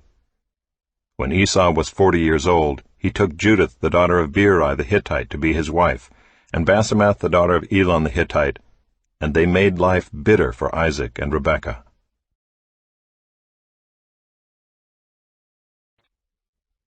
When Isaac was old and his eyes were dim so that he could not see, he called Esau his older son and said to him, "My son."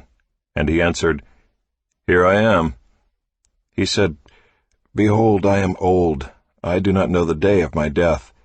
Now then, take your weapons, your quiver and your bow, and go out to the field and hunt game for me, and prepare for me delicious food such as I love, and bring it to me so that I may eat, that my soul may bless you before I die." Now Rebekah was listening when Isaac spoke to his son Esau. So when Esau went to the field to hunt for game and bring it, Rebekah said to her son Jacob, "I heard your father speak to your brother Esau, 'Bring me game and prepare for me delicious food, that I may eat it and bless you before the Lord before I die.' Now therefore, my son, obey my voice as I command you. Go to the flock and bring me 2 good young goats, so that I may prepare from them delicious food for your father, such as he loves, and you shall bring it to your father to eat, so that he may bless you before he dies." But Jacob said to Rebekah his mother, "Behold, my brother Esau is a hairy man, and I am a smooth man. Perhaps my father will feel me, and I shall seem to be mocking him and bring a curse upon myself and not a blessing." His mother said to him, "Let your curse be on me, my son. Only obey my voice, and go, bring them to me." So he went and took them and brought them to his mother, and his mother prepared delicious food, such as his father loved. Then Rebekah took the best garments of Esau her older son, which were with her in the house, and put them on Jacob her younger son. And the skins of the young goats she put on his hands and on the smooth part of his neck. And she put the delicious food and the bread which she had prepared into the hand of her son Jacob. So he went in to his father and said, "My father." And he said, "Here I am. Who are you, my son?" Jacob said to his father, "I am Esau, your firstborn. I have done as you told me. Now sit up and eat of my game, that your soul may bless me." But Isaac said to his son, "How is it that you have found it so quickly, my son?" He answered, "Because the Lord your God granted me success." Then Isaac said to Jacob, Please come near, that I may feel you, my son, to know whether you are really my son Esau or not." So Jacob went near to Isaac his father, who felt him, and said, "The voice is Jacob's voice, but the hands are the hands of Esau." And he did not recognize him, because his hands were hairy like his brother Esau's hands. So he blessed him. He said, "Are you really my son Esau?" He answered, "I am." Then he said, "Bring it near to me, that I may eat of my son's game and bless you." So he brought it near to him, and he ate, and he brought him wine, and he drank. Then his father Isaac said to him, "Come near and kiss me, my son." So he came near and kissed him. And Isaac smelled the smell of his garments, and blessed him, and said, "See, the smell of my son is as the smell of a field that the Lord has blessed. May God give you of the dew of heaven, and of the fatness of the earth, and plenty of grain and wine. Let peoples serve you, and nations bow down to you. Be lord over your brothers, and may your mother's sons bow down to you. Cursed be everyone who curses you, and blessed be everyone who blesses you." As soon as Isaac had finished blessing Jacob, when Jacob had scarcely gone out from the presence of Isaac his father, Esau his brother came in from his hunting. He also prepared delicious food and brought it to his father. And he said to his father, "Let my father arise and eat of his son's game, that you may bless me." His father Isaac said to him, "Who are you?" He answered, "I am your son, your firstborn, Esau." Then Isaac trembled very violently and said, "Who was it then that hunted game and brought it to me, and I ate it all before you came? And I have blessed him. Yes, and he shall be blessed." As soon as Esau heard the words of his father, he cried out with an exceedingly great and bitter cry, and said to his father, "Bless me, even me also, O my father." But he said, "Your brother came deceitfully, and he has taken away your blessing." Esau said, "Is he not rightly named Jacob? For he has cheated me these 2 times. He took away my birthright, and behold, now he has taken away my blessing." Then he said, "Have you not reserved a blessing for me?" Isaac answered and said to Esau, "Behold, I have made him lord over you, and all his brothers I have given to him for servants, and with grain and wine I have sustained him. What then can I do for you, my son?" Esau said to his father, "Have you but one blessing, my father? Bless me, even me also, O my father." And Esau lifted up his voice and wept. Then Isaac his father answered and said to him, "Behold, away from the fatness of the earth shall your dwelling be, and away from the dew of heaven on high. By your sword you shall live, and you shall serve your brother. But when you grow restless, you shall break his yoke from your neck." Now Esau hated Jacob because of the blessing with which his father had blessed him, and Esau said to himself, "The days of mourning for my father are approaching, then I will kill my brother Jacob." But the words of Esau her older son were told to Rebekah. So she sent and called Jacob her younger son, and said to him, "Behold, your brother Esau comforts himself about you by planning to kill you. Now therefore, my son, obey my voice. Arise, flee to Laban my brother in Haran, and stay with him a while until your brother's fury turns away, until your brother's anger turns away from you, and he forgets what you have done to him. Then I will send and bring you from there. Why should I be bereft of you both in one day?" Then Rebekah said to Isaac, "I loathe my life because of the Hittite women. If Jacob marries one of the Hittite women like these, one of the women of the land, what good will my life be to me?"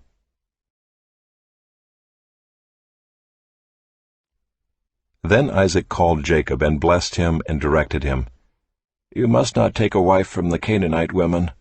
Arise, go to Paddan-aram, to the house of Bethuel, your mother's father, and take as your wife from there one of the daughters of Laban, your mother's brother.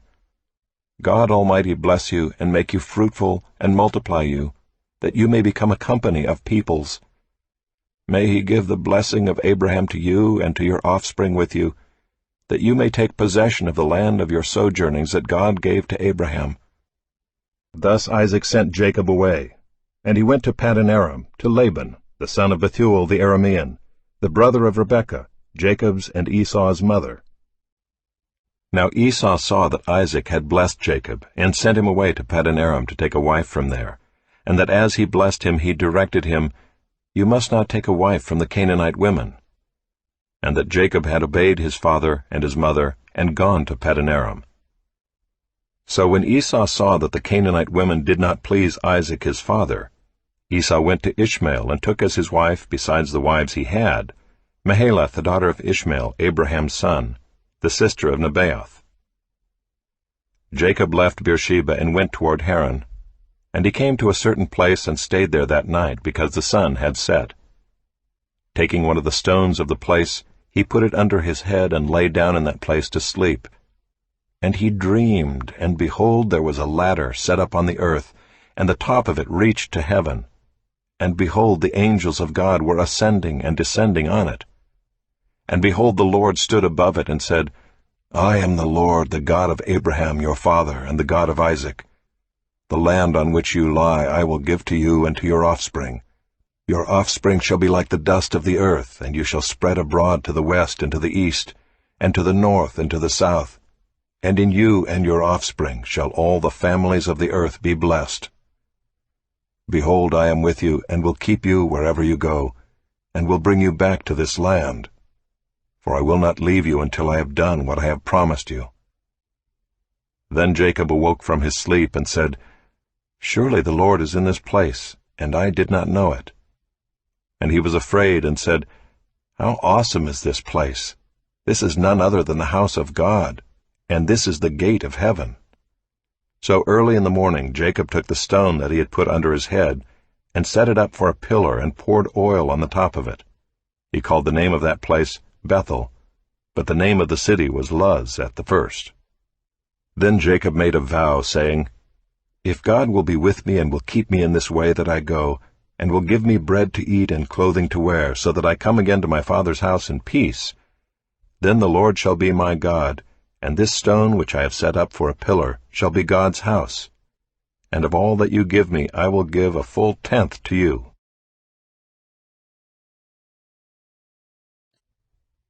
Then Jacob went on his journey, and came to the land of the people of the east. As he looked, he saw a well in the field, and behold, 3 flocks of sheep lying beside it, for out of that well the flocks were watered. The stone on the well's mouth was large, and when all the flocks were gathered there, the shepherds would roll the stone from the mouth of the well, and water the sheep, and put the stone back in its place over the mouth of the well. Jacob said to them, "My brothers, where do you come from?" They said, "We are from Haran." He said to them, "Do you know Laban the son of Nahor?" They said, "We know him."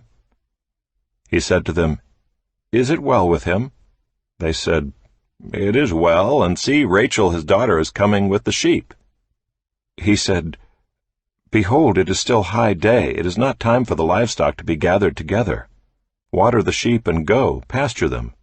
But they said, "We cannot until all the flocks are gathered together and the stone is rolled from the mouth of the well. Then we water the sheep." While he was still speaking with them, Rachel came with her father's sheep, for she was a shepherdess. Now as soon as Jacob saw Rachel, the daughter of Laban his mother's brother, and the sheep of Laban his mother's brother, Jacob came near and rolled the stone from the well's mouth, and watered the flock of Laban his mother's brother. Then Jacob kissed Rachel and wept aloud. And Jacob told Rachel that he was her father's kinsman, and that he was Rebekah's son, and she ran and told her father. As soon as Laban heard the news about Jacob, his sister's son, he ran to meet him and embraced him and kissed him and brought him to his house. Jacob told Laban all these things, and Laban said to him, "Surely you are my bone and my flesh." And he stayed with him a month. Then Laban said to Jacob, "Because you are my kinsman, should you therefore serve me for nothing? Tell me, what shall your wages be?" Now Laban had 2 daughters. The name of the older was Leah, and the name of the younger was Rachel. Leah's eyes were weak, but Rachel was beautiful in form and appearance. Jacob loved Rachel, and he said, "I will serve you 7 years for your younger daughter Rachel." Laban said, "It is better that I give her to you than that I should give her to any other man. Stay with me."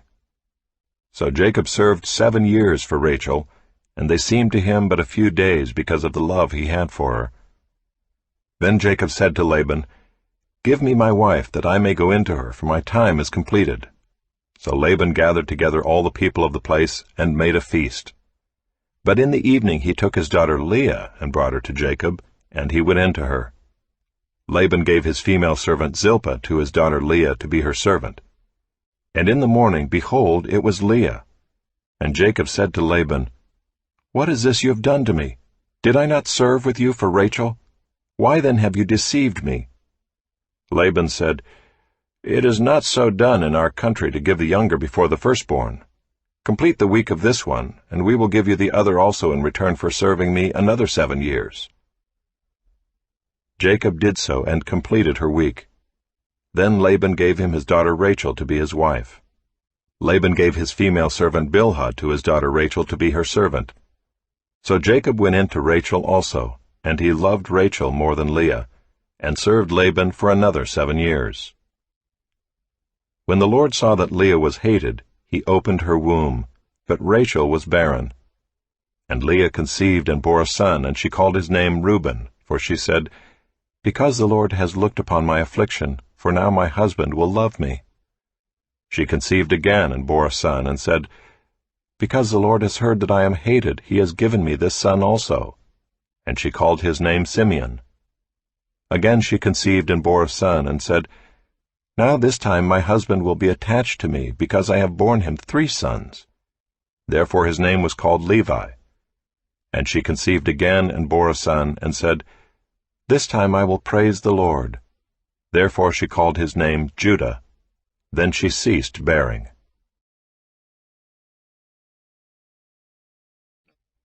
When Rachel saw that she bore Jacob no children, she envied her sister. She said to Jacob, "Give me children, or I shall die." Jacob's anger was kindled against Rachel, and he said, "Am I in the place of God, who has withheld from you the fruit of the womb?" Then she said, "Here is my servant Bilhah. Go in to her, so that she may give birth on my behalf, that even I may have children through her." So she gave him her servant Bilhah as a wife, and Jacob went in to her. And Bilhah conceived and bore Jacob a son. Then Rachel said, "God has judged me, and has also heard my voice and given me a son." Therefore she called his name Dan. Rachel's servant Bilhah conceived again and bore Jacob a second son. Then Rachel said, "With mighty wrestlings I have wrestled with my sister, and have prevailed." So she called his name Naphtali. When Leah saw that she had ceased bearing children, she took her servant Zilpah and gave her to Jacob as a wife. Then Leah's servant Zilpah bore Jacob a son, and Leah said, "Good fortune has come." So she called his name Gad. Leah's servant Zilpah bore Jacob a second son, and Leah said, "Happy am I, for women have called me happy." So she called his name Asher. In the days of wheat harvest, Reuben went and found mandrakes in the field, and brought them to his mother Leah. Then Rachel said to Leah, "Please give me some of your son's mandrakes."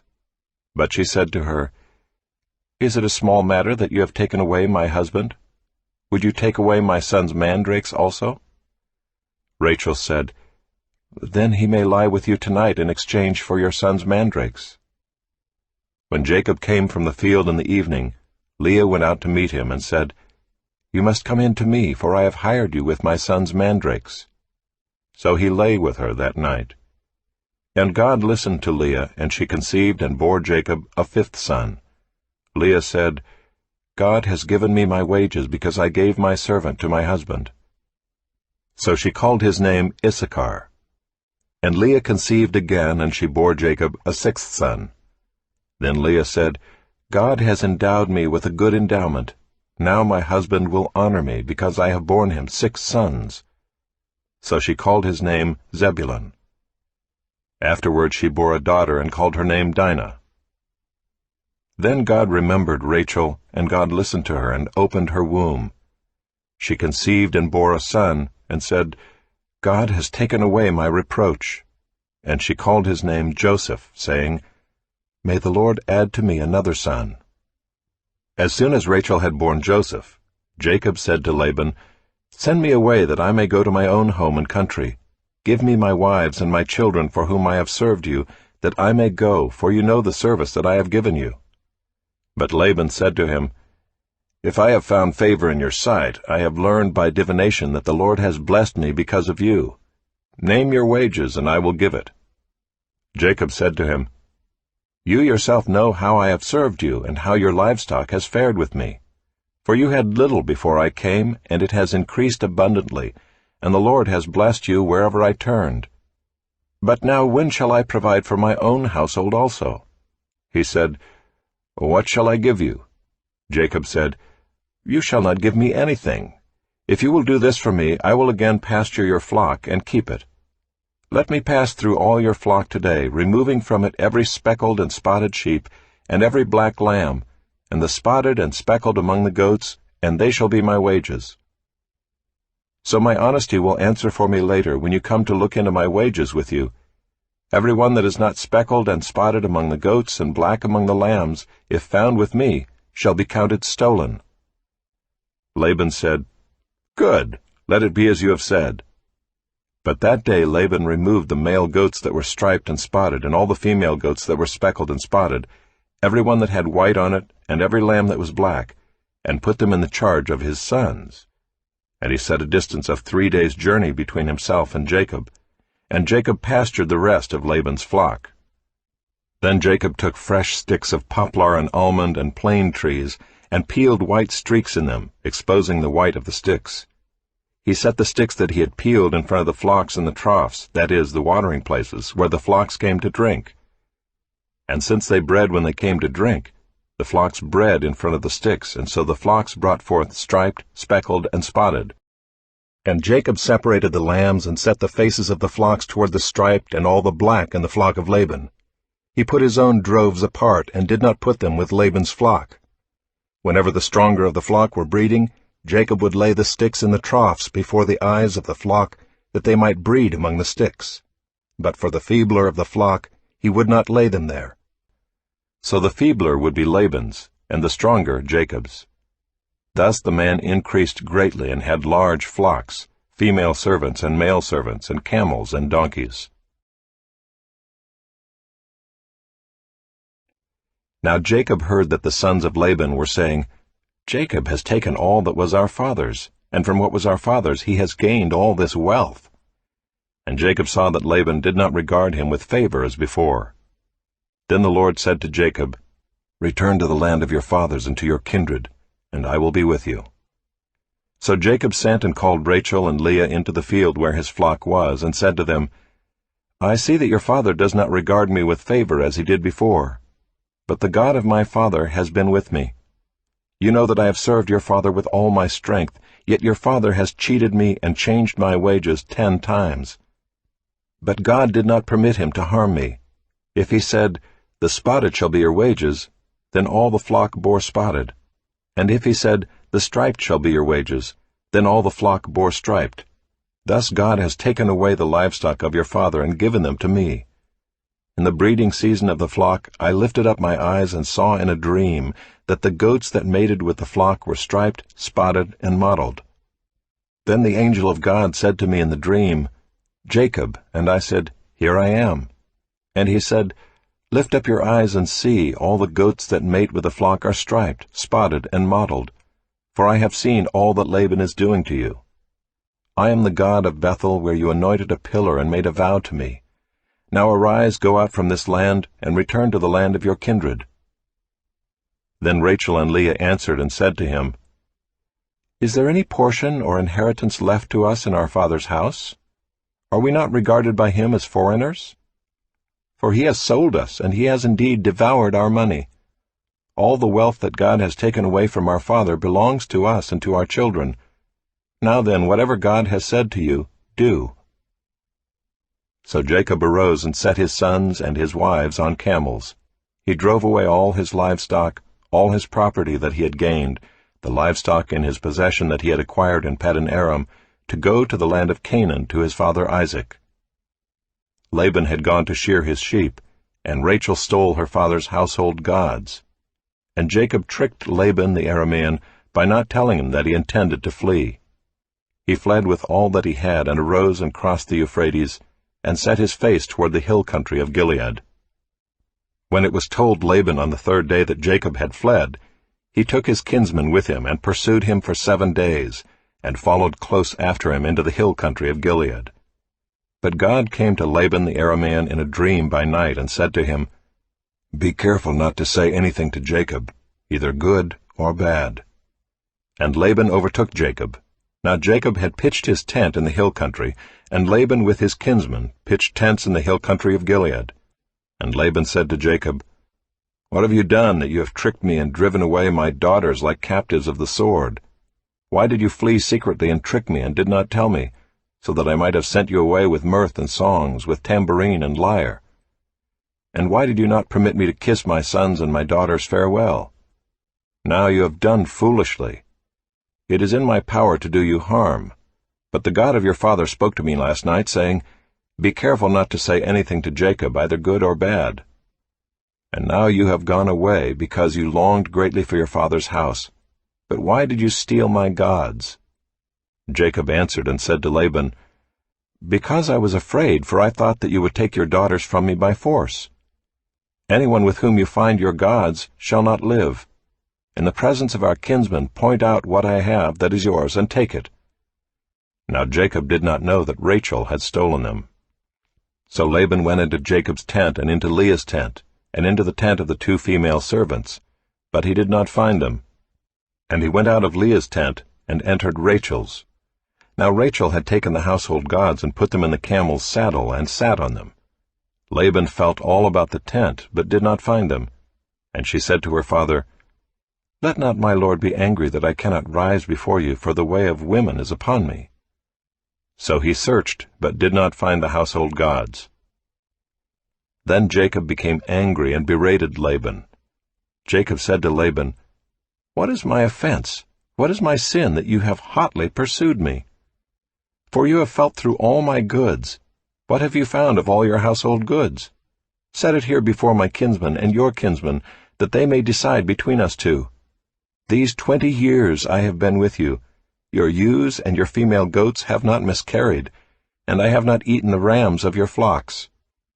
What was torn by wild beasts I did not bring to you. I bore the loss of it myself. From my hand you required it, whether stolen by day or stolen by night. There I was. By day the heat consumed me, and the cold by night, and my sleep fled from my eyes. These 20 years I have been in your house. I served you 14 years for your 2 daughters, and 6 years for your flock, and you have changed my wages 10 times. If the God of my father, the God of Abraham, and the fear of Isaac, had not been on my side, surely now you would have sent me away empty-handed.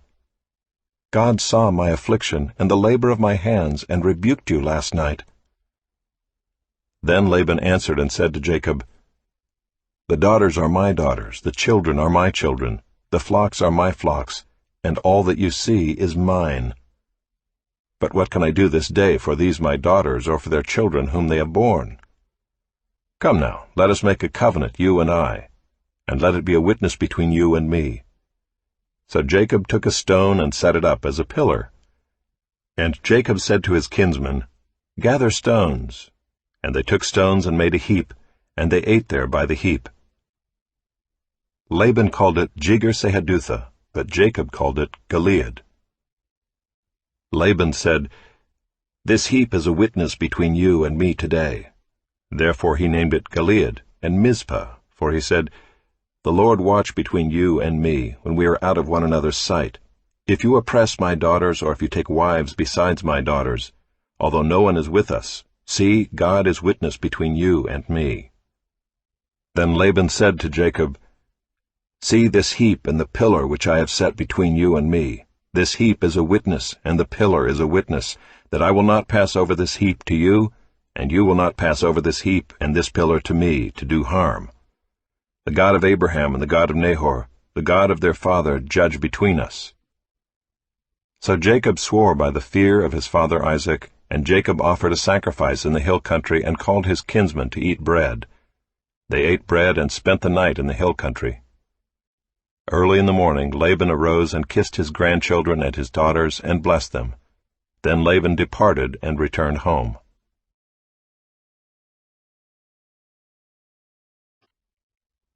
Jacob went on his way, and the angels of God met him.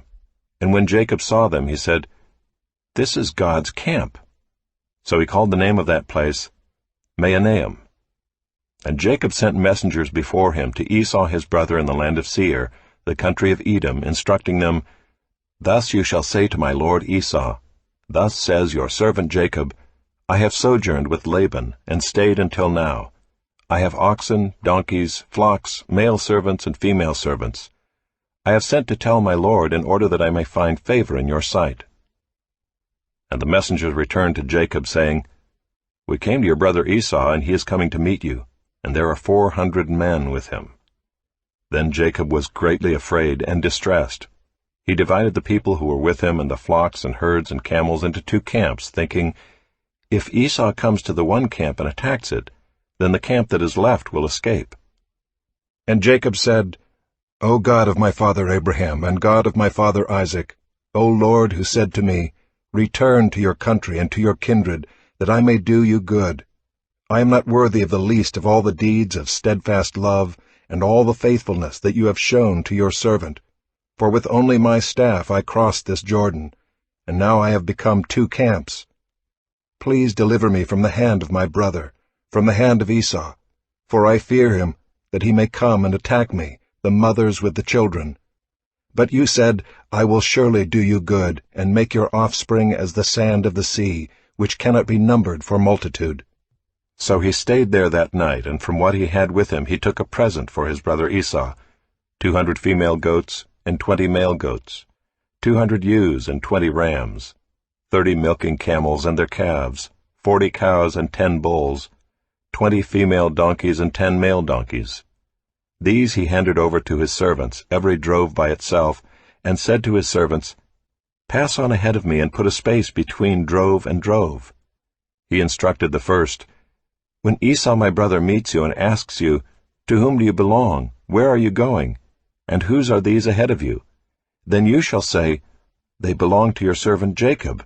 They are a present sent to my lord Esau. And moreover, he is behind us.'"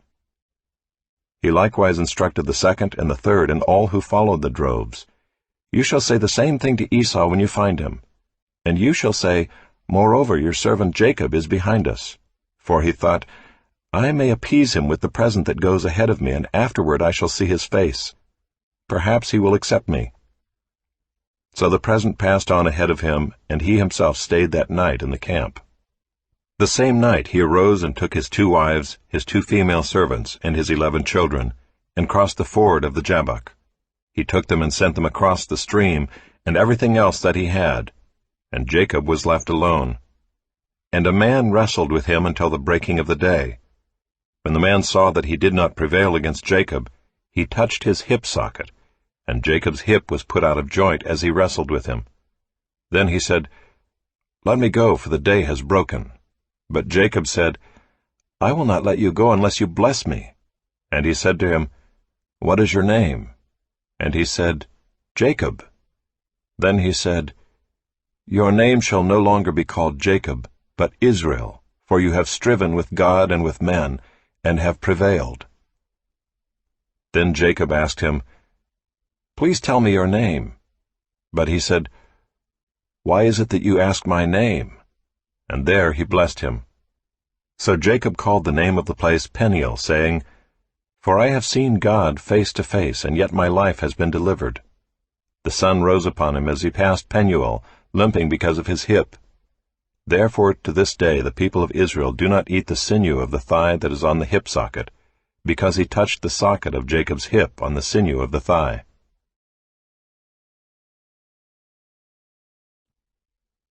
And Jacob lifted up his eyes and looked, and behold, Esau was coming, and 400 men with him. So he divided the children among Leah and Rachel and the 2 female servants.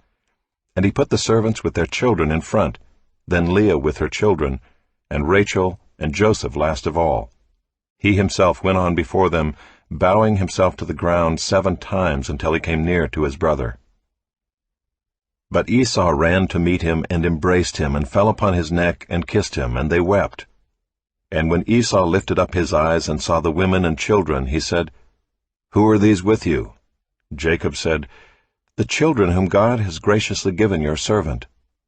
Then the servants drew near, they and their children, and bowed down. Leah likewise and her children drew near and bowed down. And last Joseph and Rachel drew near, and they bowed down.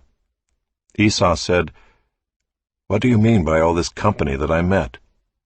Jacob answered, "To find favor in the sight of my Lord." But Esau said, "I have enough, my brother. Keep what you have for yourself." Jacob said, "No, please, if I have found favor in your sight, then accept my present from my hand. For I have seen your face, which is like seeing the face of God, and you have accepted me. Please accept my blessing that is brought to you, because God has dealt graciously with me, and because I have enough." Thus he urged him, and he took it. Then Esau said, "Let us journey on our way, and I will go ahead of you." But Jacob said to him, "My Lord knows that the children are frail, and that the nursing flocks and herds are a care to me.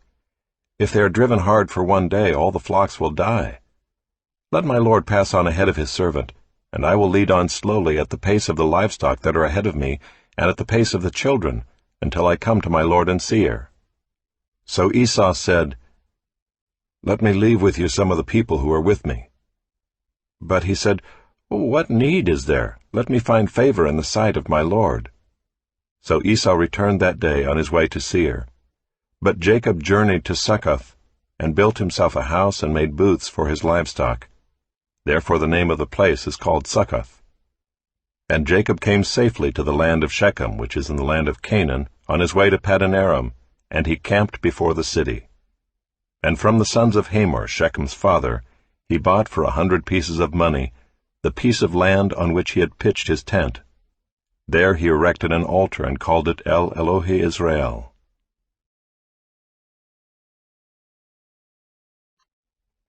Now Dinah the daughter of Leah, whom she had borne to Jacob, went out to see the women of the land.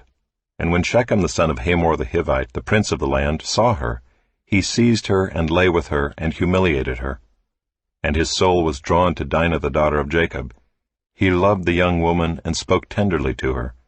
So Shechem spoke to his father Hamor, saying, "Get me this girl for my wife." Now Jacob heard that he had defiled his daughter Dinah, but his sons were with his livestock in the field, so Jacob held his peace until they came. And Hamor the father of Shechem went out to Jacob to speak with him.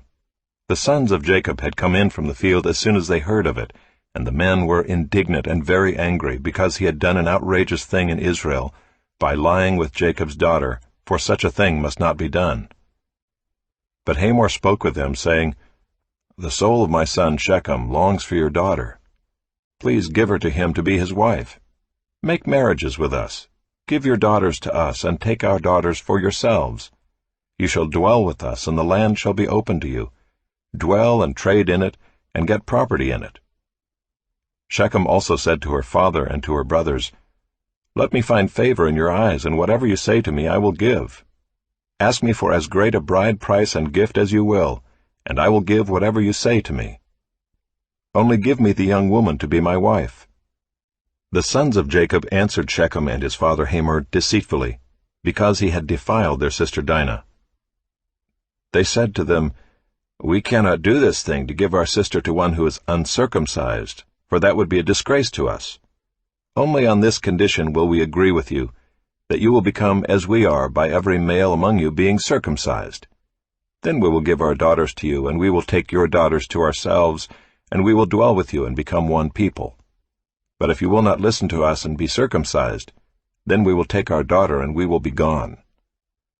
Their words pleased Hamor and Hamor's son Shechem, and the young man did not delay to do the thing, because he delighted in Jacob's daughter. Now he was the most honored of all his father's house. So Hamor and his son Shechem came to the gate of their city, and spoke to the men of their city, saying, "These men are at peace with us. Let them dwell in the land, and trade in it, for behold, the land is large enough for them. Let us take their daughters as wives, and let us give them our daughters. Only on this condition will the men agree to dwell with us to become one people, when every male among us is circumcised as they are circumcised? Will not their livestock, their property, and all their beasts be ours? Only let us agree with them, and they will dwell with us." And all who went out of the gate of his city listened to Hamor and his son Shechem, and every male was circumcised, all who went out of the gate of his city. On the third day, when they were sore, 2 of the sons of Jacob, Simeon and Levi, Dinah's brothers, took their swords and came against the city while it felt secure, and killed all the males. They killed Hamor and his son Shechem with the sword, and took Dinah out of Shechem's house and went away. The sons of Jacob came upon the slain and plundered the city, because they had defiled their sister. They took their flocks and their herds, their donkeys, and whatever was in the city and in the field, all their wealth, all their little ones and their wives, all that was in the houses they captured and plundered. Then Jacob said to Simeon and Levi, "You have brought trouble on me by making me stink to the inhabitants of the land, the Canaanites and the Perizzites. My numbers are few, and if they gather themselves against me and attack me, I shall be destroyed, both I and my household." But they said, "Should he treat our sister like a prostitute?"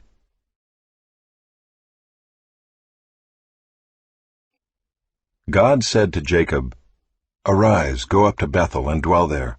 Make an altar there to the God who appeared to you when you fled from your brother Esau." So Jacob said to his household and to all who were with him, "Put away the foreign gods that are among you, and purify yourselves, and change your garments. Then let us arise and go up to Bethel, so that I may make there an altar to the God who answers me in the day of my distress, and has been with me wherever I have gone." So they gave to Jacob all the foreign gods that they had, and the rings that were in their ears.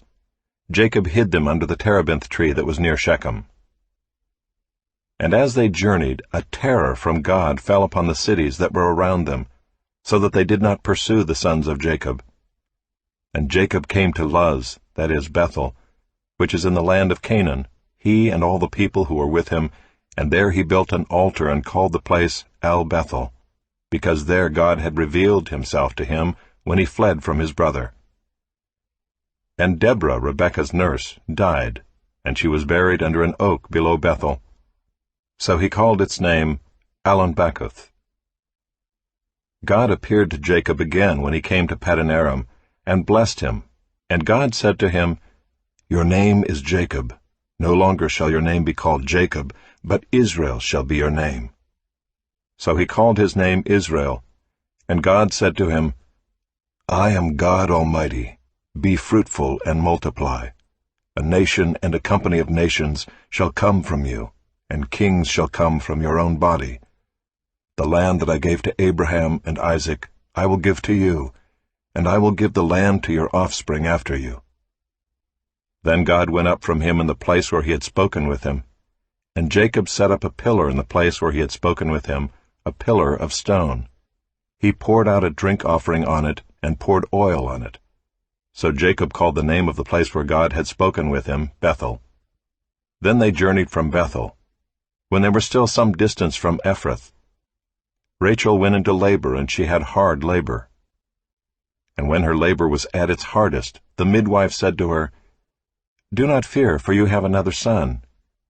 And as her soul was departing, for she was dying, she called his name Ben-Oni, but his father called him Benjamin. So Rachel died, and she was buried on the way to Ephrath, that is Bethlehem, and Jacob set up a pillar over her tomb. It is the pillar of Rachel's tomb, which is there to this day. Israel journeyed on and pitched his tent beyond the tower of Eder. While Israel lived in that land, Reuben went and lay with Bilhah, his father's concubine, and Israel heard of it. Now the sons of Jacob were 12. The sons of Leah, Reuben, Jacob's firstborn, Simeon, Levi, Judah, Issachar, and Zebulun. The sons of Rachel, Joseph and Benjamin. The sons of Bilhah, Rachel's servant, Dan and Naphtali. The sons of Zilpah, Leah's servant, Gad and Asher. These were the sons of Jacob who were born to him in Paddan-aram. And Jacob came to his father Isaac at Mamre, or Kiriath Arba, that is Hebron, where Abraham and Isaac had sojourned. Now the days of Isaac were 180 years, And Isaac breathed his last, and he died and was gathered to his people, old and full of days. And his sons Esau and Jacob buried him. These are the generations of Esau, that is, Edom. Esau took his wives from the Canaanites: Ida the daughter of Elon the Hittite, Aholibamah the daughter of Anah the daughter of Zibeon the Hivite, and Basemath, Ishmael's daughter, the sister of Nebaioth. And Ida bore to Esau Eliphaz. Basemath bore Reuel. And Aholibamah bore Jeush, Jalem, and Korah. These are the sons of Esau who were born to him in the land of Canaan. Then Esau took his wives, his sons, his daughters, and all the members of his household, his livestock, all his beasts, and all his property that he had acquired in the land of Canaan. He went into a land away from his brother Jacob, for their possessions were too great for them to dwell together. The land of their sojournings could not support them because of their livestock. So Esau settled in the hill country of Seir. Esau is Edom. These are the generations of Esau, the father of the Edomites, in the hill country of Seir. These are the names of Esau's sons: Eliphaz the son of Ida, the wife of Esau, Reuel the son of Basemath, the wife of Esau. The sons of Eliphaz were Teman, Omar, Zepho, Gatam, and Kenaz. Timnah was a concubine of Eliphaz, Esau's son. She bore Amalek to Eliphaz. These are the sons of Ida, Esau's wife. These are the sons of Reuel: Nahath, Zerah, Shammah, and Mizah. These are the sons of Basemath, Esau's wife. These are the sons of Aholibamah, the daughter of Anah, the daughter of Zibeon, Esau's wife. She bore to Esau Jeush, Jalem, and Korah. These are the chiefs of the sons of Esau, the sons of Eliphaz the firstborn of Esau. The chiefs: Teman, Omar, Zepho, Kenaz, Korah, Gatam, and Amalek. These are the chiefs of Eliphaz in the land of Edom. These are the sons of Ida. These are the sons of Reuel, Esau's son. The chiefs Nahath, Zerah, Shammah, and Mizah. These are the chiefs of Reuel in the land of Edom. These are the sons of Basemath, Esau's wife. These are the sons of Aholibamah, Esau's wife. The chiefs Jeush, Jalem, and Korah. These are the chiefs born of Aholibamah, the daughter of Anah, Esau's wife. These are the sons of Esau, that is, Edom, and these are their chiefs. These are the sons of Seir the Horite, the inhabitants of the land: Lotan, Shobal, Zibeon, Anah, Dishon, Ezer, and Dishan. These are the chiefs of the Horites, the sons of Seir in the land of Edom. The sons of Lotan were Hori and Hemam, and Lotan's sister was Timnah. These are the sons of Shobal: Alvan, Manahath, Ebal, Shepho, and Onam. These are the sons of Zibeon: Aiah and Anah. He is the Anah who found the hot springs in the wilderness, as he pastured the donkeys of Zibeon his father. These are the children of Anah: Dishon and Aholibamah the daughter of Anah. These are the sons of Dishon: Himdan, Eshban, Ithran, and Kiran. These are the sons of Ezer: Bilhan, Zaavan, and Achan. These are the sons of Dishan: Uz and Aaron. These are the chiefs of the Horites, the chiefs Lotan, Shobal, Zibeon, Anah, Dishon, Ezer, and Dishan. These are the chiefs of the Horites, chief by chief in the land of Seir. These are the kings who reigned in the land of Edom before any king reigned over the Israelites. Bela the son of Beor reigned in Edom, the name of his city being Dinhabah. Bela died, and Jobab the son of Zerah of Bozrah reigned in his place. Jobab died, and Husham of the land of the Temanites reigned in his place. Husham died, and Hadad the son of Bedad, who defeated Midian in the country of Moab, reigned in his place, the name of his city being Avith. Hadad died, and Samlah of Masrekah reigned in his place. Samlah died, and Shaul of Rehoboth on the Euphrates reigned in his place.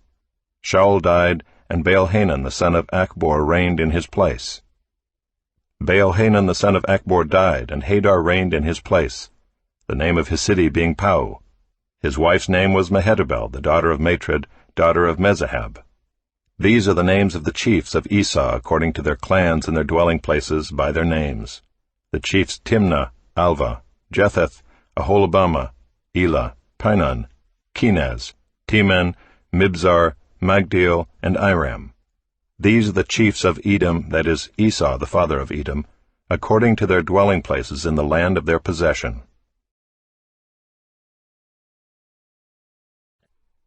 Jacob lived in the land of his father's sojournings in the land of Canaan. These are the generations of Jacob. Joseph, being 17 years old, was pasturing the flock with his brothers. He was a boy with the sons of Bilhah and Zilpah, his father's wives. And Joseph brought a bad report of them to their father. Now Israel loved Joseph more than any other of his sons, because he was the son of his old age. And he made him a robe of many colors. But when his brothers saw that their father loved him more than all his brothers, they hated him and could not speak peacefully to him. Now Joseph had a dream, and when he told it to his brothers, they hated him even more. He said to them, "Hear this dream that I have dreamed. Behold, we were binding sheaves in the field, and behold, my sheaf arose and stood upright. And behold, your sheaves gathered around it and bowed down to my sheaf."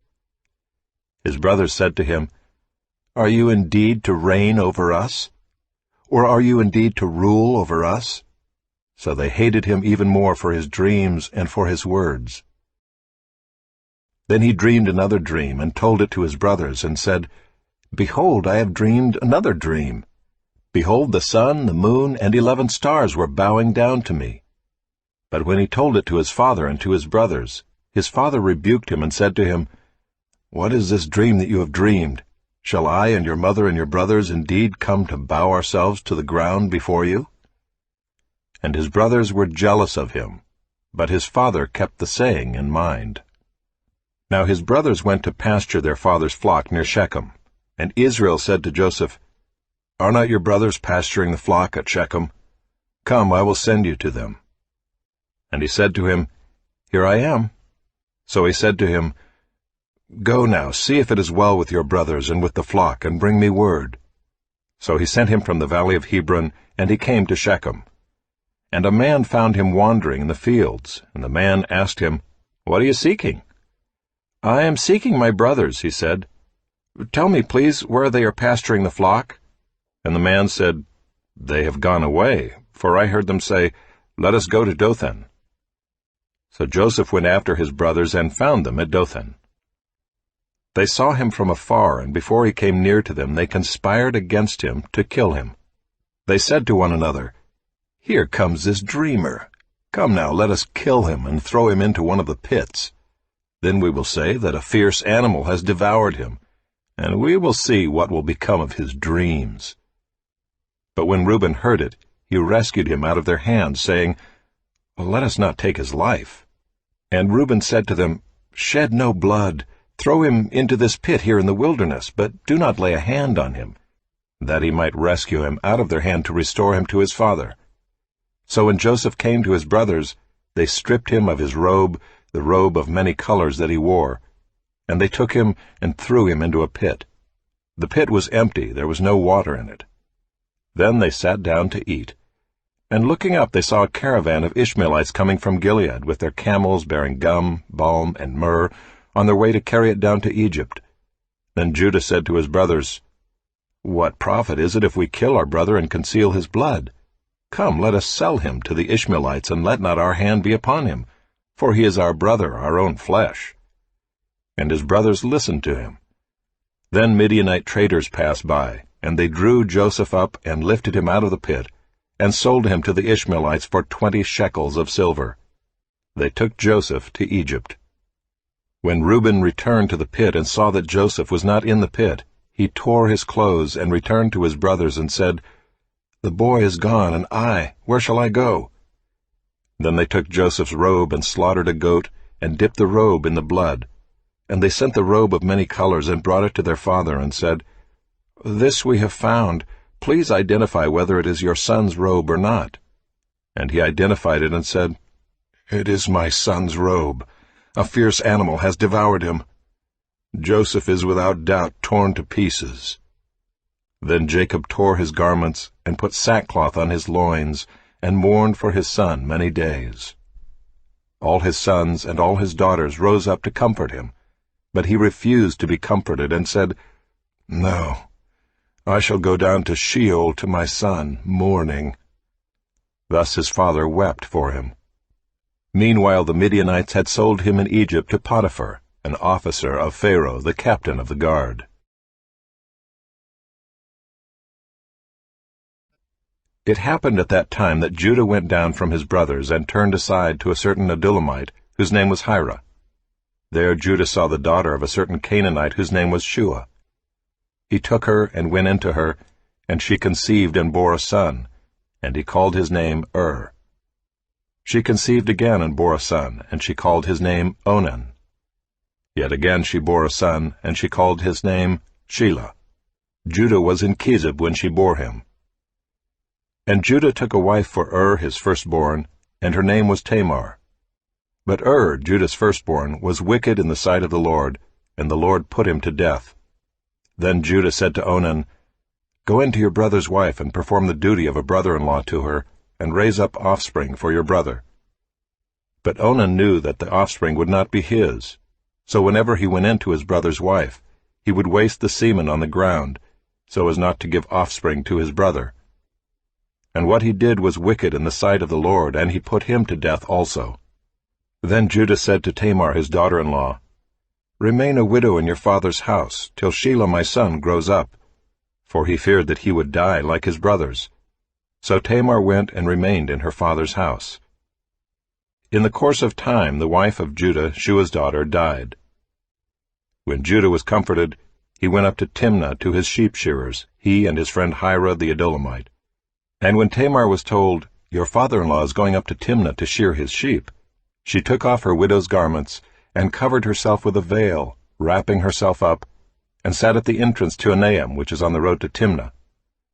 For she saw that Shelah was grown up, and she had not been given to him in marriage. When Judah saw her, he thought she was a prostitute, for she had covered her face. He turned to her at the roadside and said, "Come, let me come in to you," for he did not know that she was his daughter-in-law. She said, "What will you give me, that you may come in to me?" He answered, "I will send you a young goat from the flock."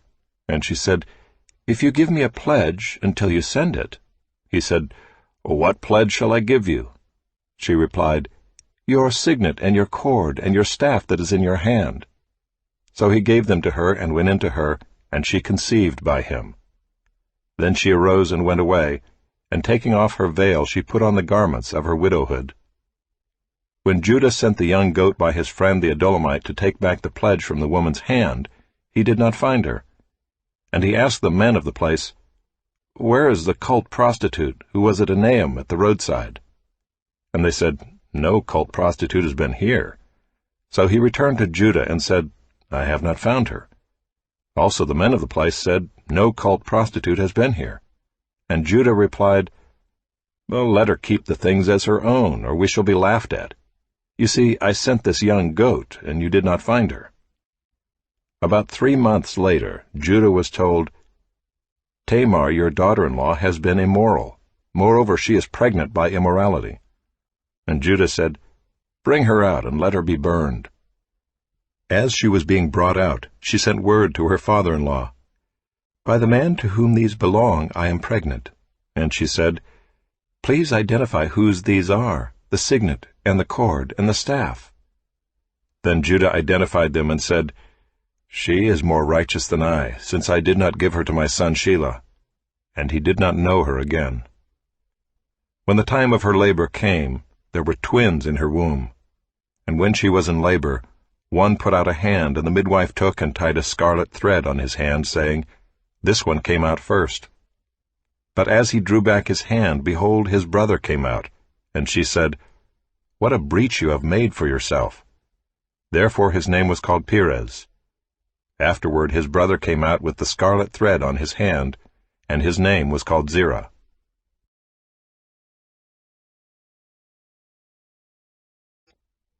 Now Joseph had been brought down to Egypt, and Potiphar, an officer of Pharaoh, the captain of the guard, an Egyptian, had bought him from the Ishmaelites who had brought him down there. The Lord was with Joseph, and he became a successful man, and he was in the house of his Egyptian master. His master saw that the Lord was with him, and that the Lord caused all that he did to succeed in his hands. So Joseph found favor in his sight and attended him, and he made him overseer of his house, and put him in charge of all that he had. From the time that he made him overseer in his house and over all that he had, the Lord blessed the Egyptian's house for Joseph's sake. The blessing of the Lord was on all that he had, in house and field. So he left all that he had in Joseph's charge, and because of him he had no concern about anything but the food he ate. Now Joseph was handsome in form and appearance. And after a time his master's wife cast her eyes on Joseph and said, "Lie with me."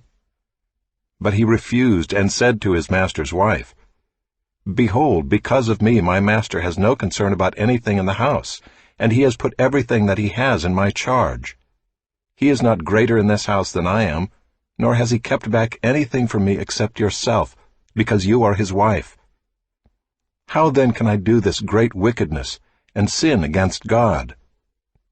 And as she spoke to Joseph day after day, he would not listen to her, to lie beside her, or to be with her. But one day, when he went into the house to do his work, and none of the men of the house was there in the house, she caught him by his garment, saying, "Lie with me." But he left his garment in her hand, and fled and got out of the house.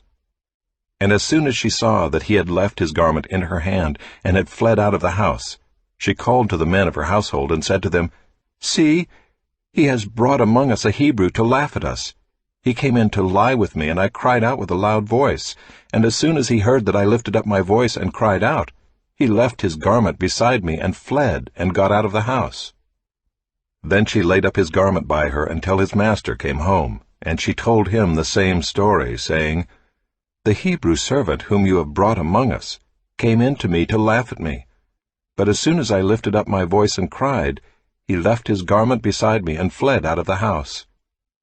As soon as his master heard the words that his wife spoke to him, "This is the way your servant treated me," his anger was kindled. And Joseph's master took him and put him into the prison, the place where the king's prisoners were confined, and he was there in prison. But the Lord was with Joseph, and showed him steadfast love, and gave him favor in the sight of the keeper of the prison. And the keeper of the prison put Joseph in charge of all the prisoners who were in the prison. Whatever was done there, he was the one who did it. The keeper of the prison paid no attention to anything that was in Joseph's charge, because the Lord was with him, and whatever he did, the Lord made it succeed.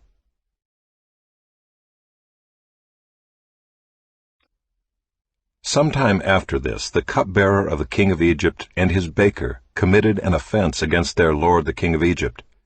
And Pharaoh was angry with his two officers, the chief cupbearer and the chief baker, and he put them in custody in the house of the captain of the guard, in the prison where Joseph was confined. The captain of the guard appointed Joseph to be with him, and he attended them. They continued for some time in custody.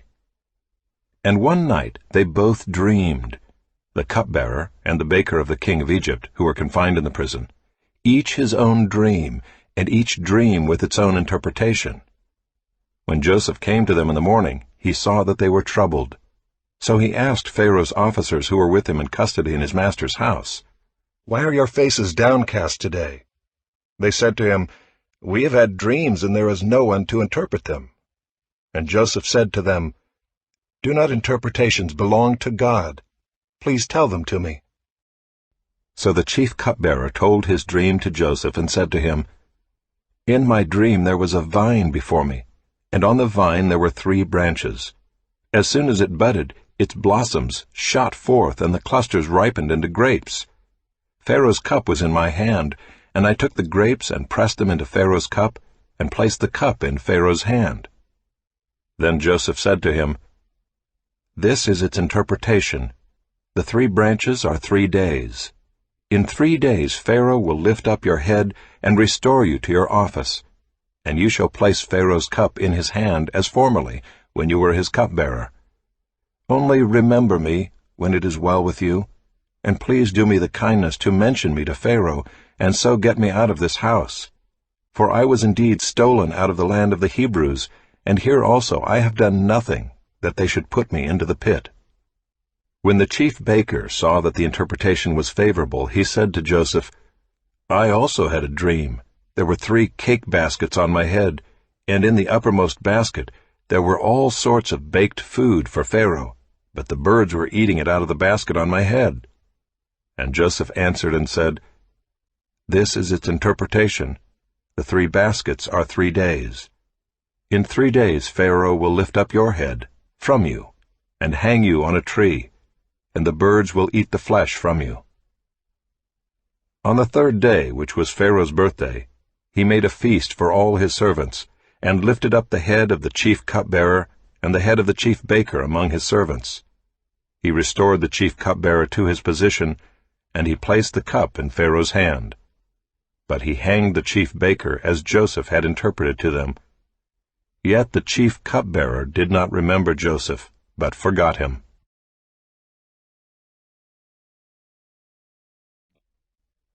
After 2 whole years, Pharaoh dreamed that he was standing by the Nile. And behold, there came up out of the Nile 7 cows attractive and plump, and they fed in the reed grass. And behold, 7 other cows, ugly and thin, came up out of the Nile after them, and stood by the other cows on the bank of the Nile. And the ugly, thin cows ate up the 7 attractive, plump cows. And Pharaoh awoke. And he fell asleep and dreamed a 2nd time. And behold, 7 ears of grain, plump and good, were growing on one stalk. And behold, after them sprouted 7 ears, thin and blighted by the east wind. And the thin ears swallowed up the 7 plump, full ears. And Pharaoh awoke, and behold, it was a dream. So in the morning his spirit was troubled, and he sent and called for all the magicians of Egypt and all its wise men. Pharaoh told them his dreams, but there was none who could interpret them to Pharaoh. Then the chief cupbearer said to Pharaoh, "I remember my offenses today. When Pharaoh was angry with his servants, and put me and the chief baker in custody in the house of the captain of the guard, we dreamed on the same night, he and I, each having a dream with its own interpretation. A young Hebrew was there with us, a servant of the captain of the guard. When we told him, he interpreted our dreams to us, giving an interpretation to each man according to his dream. And as he interpreted to us, so it came about. I was restored to my office, and the baker was hanged." Then Pharaoh sent and called Joseph, and they quickly brought him out of the pit. And when he had shaved himself and changed his clothes, he came in before Pharaoh. And Pharaoh said to Joseph, "I have had a dream, and there is no one who can interpret it. I have heard it said of you that when you hear a dream you can interpret it." Joseph answered Pharaoh, "It is not in me. God will give Pharaoh a favorable answer." Then Pharaoh said to Joseph, "Behold, in my dream I was standing on the banks of the Nile. 7 cows, plump and attractive, came up out of the Nile and fed in the reed grass. 7 other cows came up after them, poor and very ugly and thin, such as I had never seen in all the land of Egypt. And the thin, ugly cows ate up the first 7 plump cows. But when they had eaten them, no one would have known that they had eaten them, for they were still as ugly as at the beginning. Then I awoke. I also saw in my dream 7 ears growing on one stalk, full and good. 7 ears, withered, thin, and blighted by the east wind, sprouted after them, and the thin ears swallowed up the 7 good ears. And I told it to the magicians, but there was no one who could explain it to me." Then Joseph said to Pharaoh, "The dreams of Pharaoh are one. God has revealed to Pharaoh what he is about to do. The 7 good cows are 7 years, and the 7 good ears are 7 years. The dreams are one. The 7 lean and ugly cows that came up after them are 7 years, and the 7 empty ears blighted by the east wind are also 7 years of famine. It is as I told Pharaoh. God has shown to Pharaoh what he is about to do. There will come 7 years of great plenty throughout all the land of Egypt, but after them there will arise 7 years of famine, and all the plenty will be forgotten in the land of Egypt. The famine will consume the land, and the plenty will be unknown in the land by reason of the famine that will follow, for it will be very severe. And the doubling of Pharaoh's dream means that the thing is fixed by God, and God will shortly bring it about. Now therefore let Pharaoh select a discerning and wise man, and set him over the land of Egypt. Let Pharaoh proceed to appoint overseers over the land, and take 1/5 of the produce of the land of Egypt during the 7 plentiful years. And let them gather all the food of these good years that are coming, and store up grain under the authority of Pharaoh for food in the cities, and let them keep it. That food shall be a reserve for the land against the 7 years of famine that are to occur in the land of Egypt, so that the land may not perish through the famine. This proposal pleased Pharaoh and all his servants. And Pharaoh said to his servants, "Can we find a man like this, in whom is the Spirit of God?" Then Pharaoh said to Joseph, "Since God has shown you all this, there is none so discerning and wise as you are. You shall be over my house, and all my people shall order themselves as you command. Only as regards the throne will I be greater than you." And Pharaoh said to Joseph, "See, I have set you over all the land of Egypt." Then Pharaoh took his signet ring from his hand and put it on Joseph's hand, and clothed him in garments of fine linen, and put a gold chain about his neck. And he made him ride in his second chariot. And they called out before him, "Bow the knee." Thus he set him over all the land of Egypt. Moreover, Pharaoh said to Joseph, "I am Pharaoh, and without your consent no one shall lift up hand or foot in all the land of Egypt." And Pharaoh called Joseph's name Zaphenath-Paneah, and he gave him in marriage Asenath, the daughter of Potiphera, priest of On. So Joseph went out over the land of Egypt. Joseph was 30 years old when he entered the service of Pharaoh, king of Egypt. And Joseph went out from the presence of Pharaoh, and went through all the land of Egypt. During the 7 plentiful years the earth produced abundantly, and he gathered up all the food of these 7 years which occurred in the land of Egypt, and put the food in the cities. He put in every city the food from the fields around it. And Joseph stored up grain in great abundance, like the sand of the sea, until he ceased to measure it, for it could not be measured. Before the year of famine came, 2 sons were born to Joseph. Asenath, the daughter of Potiphera, priest of On, bore them to him. Joseph called the name of the firstborn Manasseh, for, he said, "God has made me forget all my hardship and all my father's house." The name of the second he called Ephraim, for God has made me fruitful in the land of my affliction. The 7 years of plenty that occurred in the land of Egypt came to an end, and the 7 years of famine began to come, as Joseph had said. There was famine in all lands, but in all the land of Egypt there was bread. When all the land of Egypt was famished, the people cried to Pharaoh for bread. Pharaoh said to all the Egyptians, "Go to Joseph. What he says to you, do." So when the famine had spread over all the land, Joseph opened all the storehouses and sold to the Egyptians, for the famine was severe in the land of Egypt. Moreover, all the earth came to Egypt to Joseph to buy grain, because the famine was severe over all the earth. When Jacob learned that there was grain for sale in Egypt, he said to his sons, "Why do you look at one another?"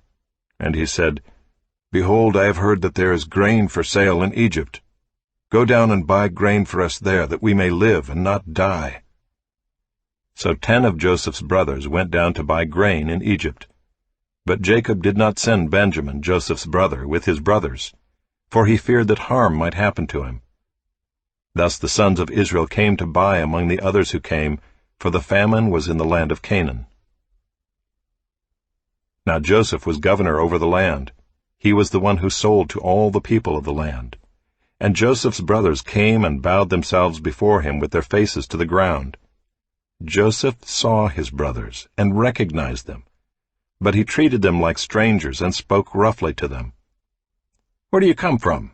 he said. They said, "From the land of Canaan to buy food."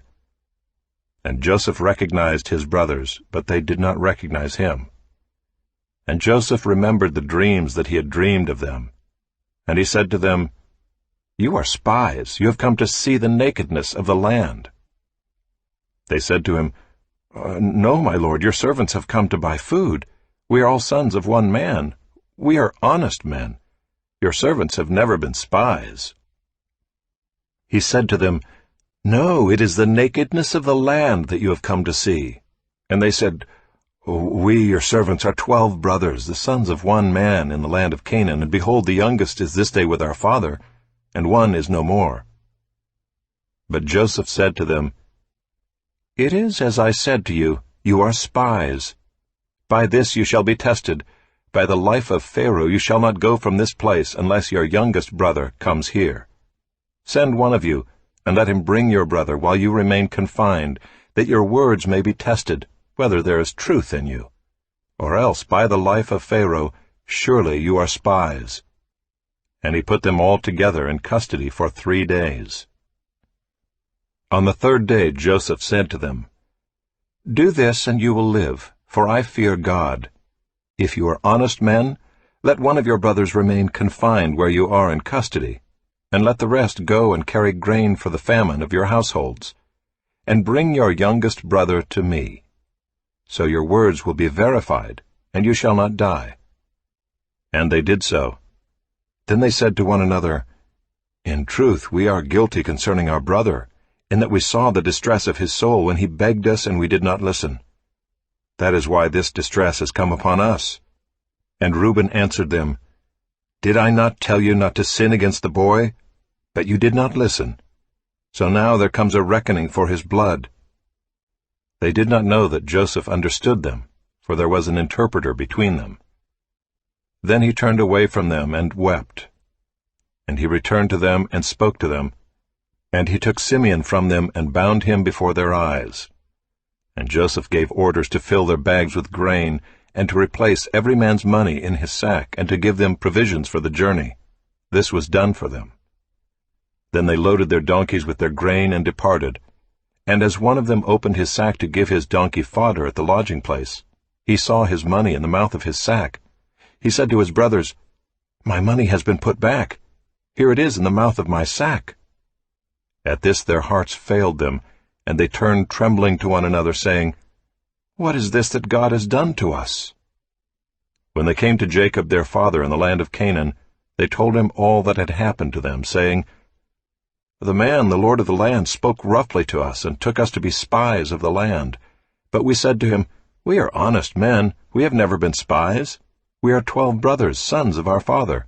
One is no more, and the youngest is this day with our father in the land of Canaan.' Then the man, the lord of the land, said to us, 'By this I shall know that you are honest men. Leave one of your brothers with me, and take grain for the famine of your households, and go your way. Bring your youngest brother to me. Then I shall know that you are not spies, but honest men, and I will deliver your brother to you, and you shall trade in the land.' As they emptied their sacks, behold, every man's bundle of money was in his sack. And when they and their father saw their bundles of money, they were afraid. And Jacob their father said to them, 'You have bereaved me of my children. Joseph is no more, and Simeon is no more, and now you would take Benjamin? All this has come against me.' Then Reuben said to his father, 'Kill my 2 sons if I do not bring him back to you.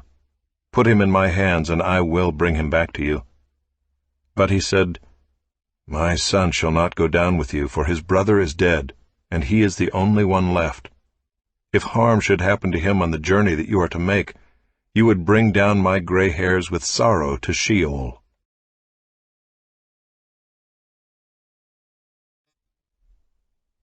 Now the famine was severe in the land. And when they had eaten the grain that they had brought from Egypt, their father said to them, 'Go again, buy us a little food.' But Judah said to him, 'The man solemnly warned us, saying, You shall not see my face unless your brother is with you. If you will send our brother with us, we will go down and buy you food. But if you will not send him, we will not go down, for the man said to us, You shall not see my face unless your brother is with you.' Israel said, 'Why did you treat me so badly as to tell the man that you had another brother?' They replied, 'The man questioned us carefully about ourselves and our kindred, saying, "Is your father still alive? Do you have another brother?" What we told him was in answer to these questions. Could we in any way know that he would say, "Bring your brother down"? And Judah said to Israel his father, "Send the boy with me, and we will arise and go, that we may live and not die, both we and you and also our little ones. I will be a pledge of his safety. From my hand you shall require him. If I do not bring him back to you and set him before you, then let me bear the blame forever." If we had not delayed, we would now have returned twice. Then their father Israel said to them, "If it must be so, then do this. Take some of the choice fruits of the land in your bags, and carry a present down to the man, a little balm, and a little honey, gum, myrrh, pistachio nuts, and almonds.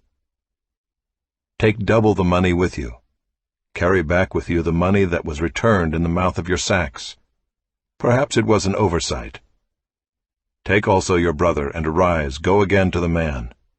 May God Almighty grant you mercy before the man, and may he send back your other brother and Benjamin. And as for me, if I am bereaved of my children, I am bereaved." So the men took this present, and they took double the money with them, and Benjamin. They arose and went down to Egypt, and stood before Joseph. When Joseph saw Benjamin with them, he said to the steward of his house, "Bring the men into the house, and slaughter an animal and make ready, for the men are to dine with me at noon." The man did as Joseph told him, and brought the men to Joseph's house. And the men were afraid because they were brought to Joseph's house, and they said, "It is because of the money which was replaced in our sacks the first time that we are brought in, so that he may assault us and fall upon us to make us servants, and seize our donkeys." So they went up to the steward of Joseph's house, and spoke with him at the door of the house, and said, "Oh, my lord, we came down the first time to buy food, and when we came to the lodging place we opened our sacks, and there was each man's money in the mouth of his sack, our money in full weight.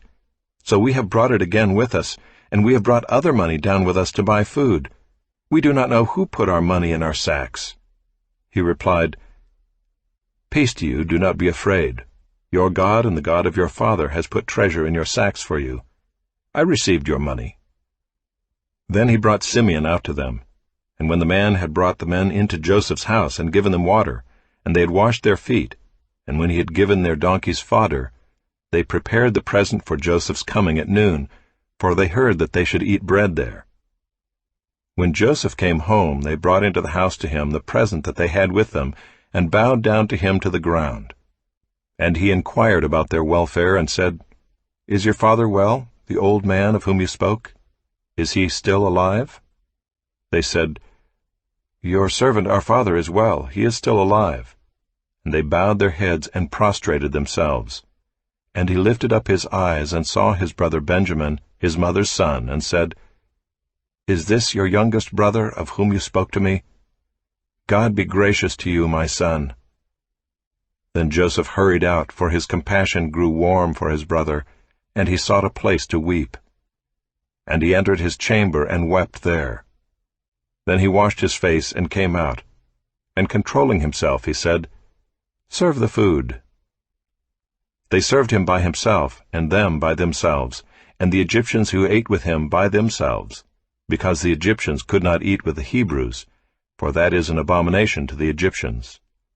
And they sat before him, the firstborn according to his birthright, and the youngest according to his youth. And the men looked at one another in amazement. Portions were taken to them from Joseph's table, but Benjamin's portion was 5 times as much as any of theirs. And they drank and were merry with him. Then he commanded the steward of his house, "Fill the men's sacks with food, as much as they can carry, and put each man's money in the mouth of his sack, and put my cup, the silver cup, in the mouth of the sack of the youngest, with his money for the grain." And he did as Joseph told him. As soon as the morning was light, the men were sent away with their donkeys. They had gone only a short distance from the city. Now Joseph said to his steward, "Up, follow after the men, and when you overtake them, say to them, 'Why have you repaid evil for good? Is it not from this that my lord drinks, and by this that he practices divination? You have done evil in doing this." When he overtook them, he spoke to them these words. They said to him, "Why does my lord speak such words as these? Far be it from your servants to do such a thing. Behold, the money that we found in the mouths of our sacks we brought back to you from the land of Canaan. How then could we steal silver or gold from your lord's house? Whichever of your servants is found with it shall die, and we also will be my lord's servants." He said, "Let it be as you say. He who is found with it shall be my servant, and the rest of you shall be innocent." Then each man quickly lowered his sack to the ground, and each man opened his sack. And he searched, beginning with the eldest and ending with the youngest. And the cup was found in Benjamin's sack. Then they tore their clothes, and every man loaded his donkey, and they returned to the city. When Judah and his brothers came to Joseph's house, he was still there. They fell before him to the ground. Joseph said to them, "What deed is this that you have done? Do you not know that a man like me can indeed practice divination?" And Judah said, "What shall we say to my lord? What shall we speak? Or how can we clear ourselves? God has found out the guilt of your servants. Behold, we are my lord's servants, both we and he also in whose hand the cup has been found." But he said, "Far be it from me that I should do so. Only the man in whose hand the cup was found shall be my servant.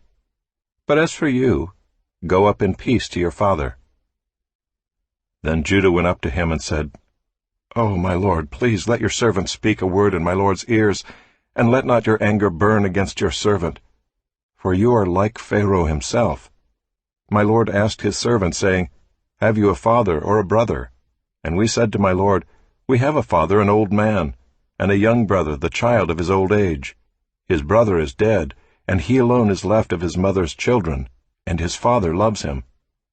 Then you said to your servants, 'Bring him down to me, that I may set my eyes on him.' We said to my lord, 'The boy cannot leave his father, for if he should leave his father would die.' Then you said to your servants, 'Unless your youngest brother comes down with you, you shall not see my face again.' When we went back to your servant my father, we told him the words of my lord. And when our father said, 'Go again, buy us a little food,' we said, 'We cannot go down. If our youngest brother goes with us, then we will go down, for we cannot see the man's face unless our youngest brother is with us.' Then your servant my father said to us, 'You know that my wife bore me 2 sons. One left me, and I said, Surely he has been torn to pieces, and I have never seen him since. If you take this one also from me, and harm happens to him, you will bring down my gray hairs in evil to Sheol. Now therefore, as soon as I come to your servant my father, and the boy is not with us, then as his life is bound up in the boy's life, as soon as he sees that the boy is not with us, he will die, and your servants will bring down the gray hairs of your servant our father with sorrow to Sheol. For your servant became a pledge of safety for the boy to my father, saying, If I do not bring him back to you, then I shall bear the blame before my father all my life. Now therefore, please let your servant remain instead of the boy as a servant to my lord, and let the boy go back with his brothers. For how can I go back to my father if the boy is not with me? I fear to see the evil that would find my father."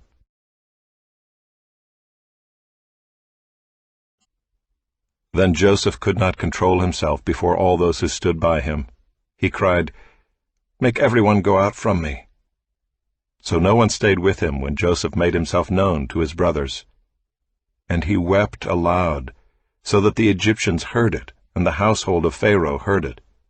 And Joseph said to his brothers, "I am Joseph. Is my father still alive?" But his brothers could not answer him, for they were dismayed at his presence. So Joseph said to his brothers, "Come near to me, please." And they came near. And he said, "I am your brother, Joseph, whom you sold into Egypt. And now do not be distressed or angry with yourselves because you sold me here, for God sent me before you to preserve life. For the famine has been in the land these 2 years, and there are yet 5 years in which there will be neither plowing nor harvest.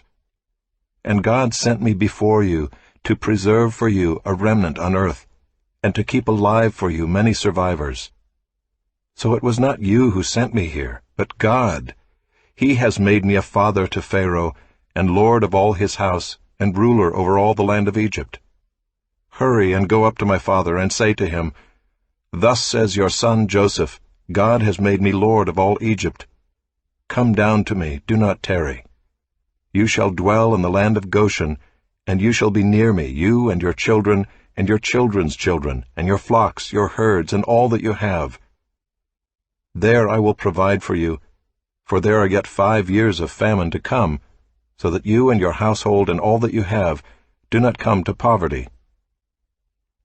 And now your eyes see, and the eyes of my brother Benjamin see, that it is my mouth that speaks to you. You must tell my father of all my honor in Egypt, and of all that you have seen. Hurry and bring my father down here. Then he fell upon his brother Benjamin's neck and wept, and Benjamin wept upon his neck. And he kissed all his brothers and wept upon them. After that his brothers talked with him. When the report was heard in Pharaoh's house, Joseph's brothers have come, it pleased Pharaoh and his servants. And Pharaoh said to Joseph, Say to your brothers, Do this, load your beasts and go back to the land of Canaan, and take your father and your households and come to me, and I will give you the best of the land of Egypt, and you shall eat the fat of the land. And you, Joseph, are commanded to say, Do this, take wagons from the land of Egypt for your little ones and for your wives, and bring your father, and come. Have no concern for your goods, for the best of all the land of Egypt is yours. The sons of Israel did so, and Joseph gave them wagons according to the command of Pharaoh, and gave them provisions for the journey. To each and all of them he gave a change of clothes, but to Benjamin he gave 300 shekels of silver and 5 changes of clothes. To his father he sent as follows: 10 donkeys loaded with the good things of Egypt, and 10 female donkeys loaded with grain, bread, and provision for his father on the journey. Then he sent his brothers away, and as they departed he said to them, Do not quarrel on the way. So they went up out of Egypt and came to the land of Canaan to their father Jacob. And they told him, Joseph is still alive, and he is ruler over all the land of Egypt. And his heart became numb, for he did not believe them. But when they told him all the words of Joseph which he had said to them, and when he saw the wagons that Joseph had sent to carry him, the spirit of their father Jacob revived. And Israel said, It is enough. Joseph my son is still alive. I will go and see him before I die.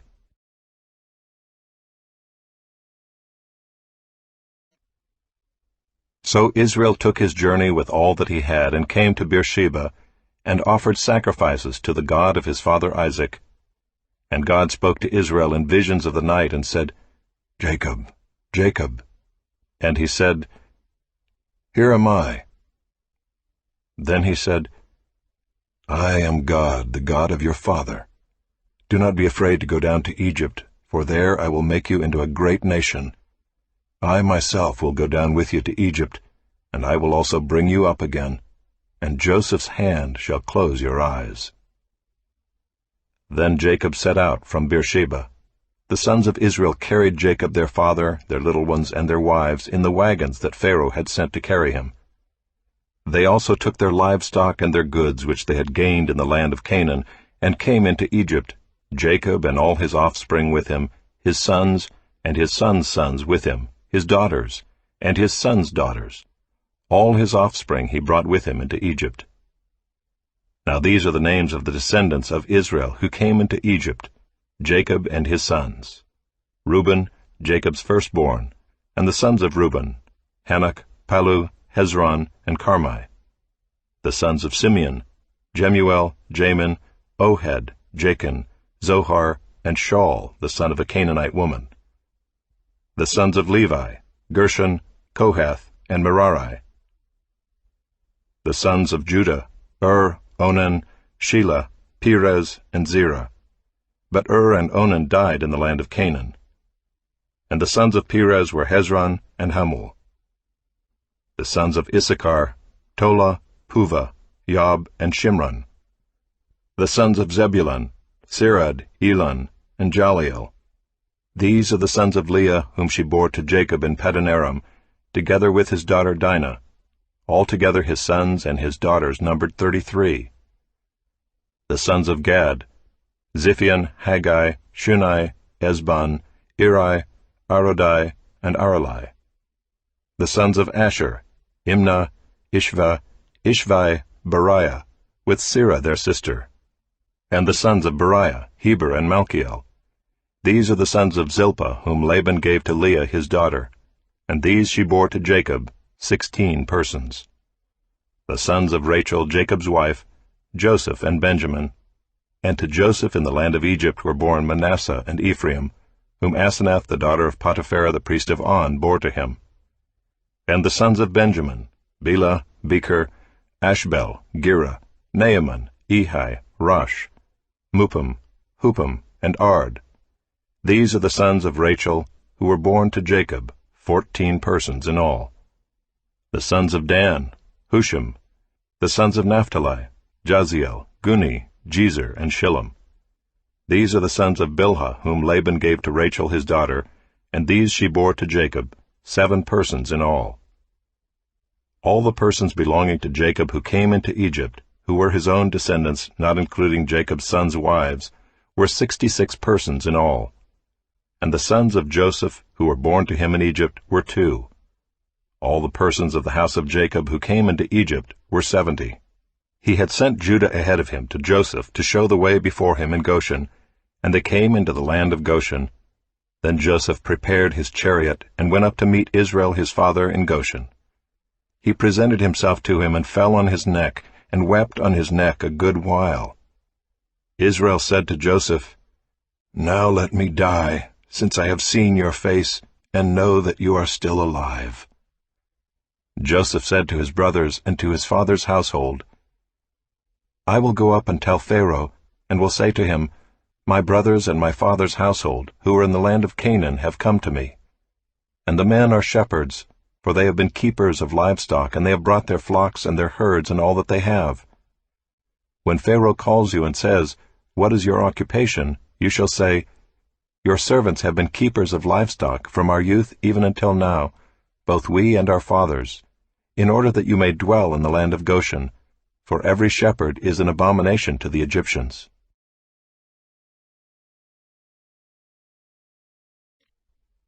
So Joseph went in and told Pharaoh, My father and my brothers, with their flocks and herds and all that they possess, have come from the land of Canaan.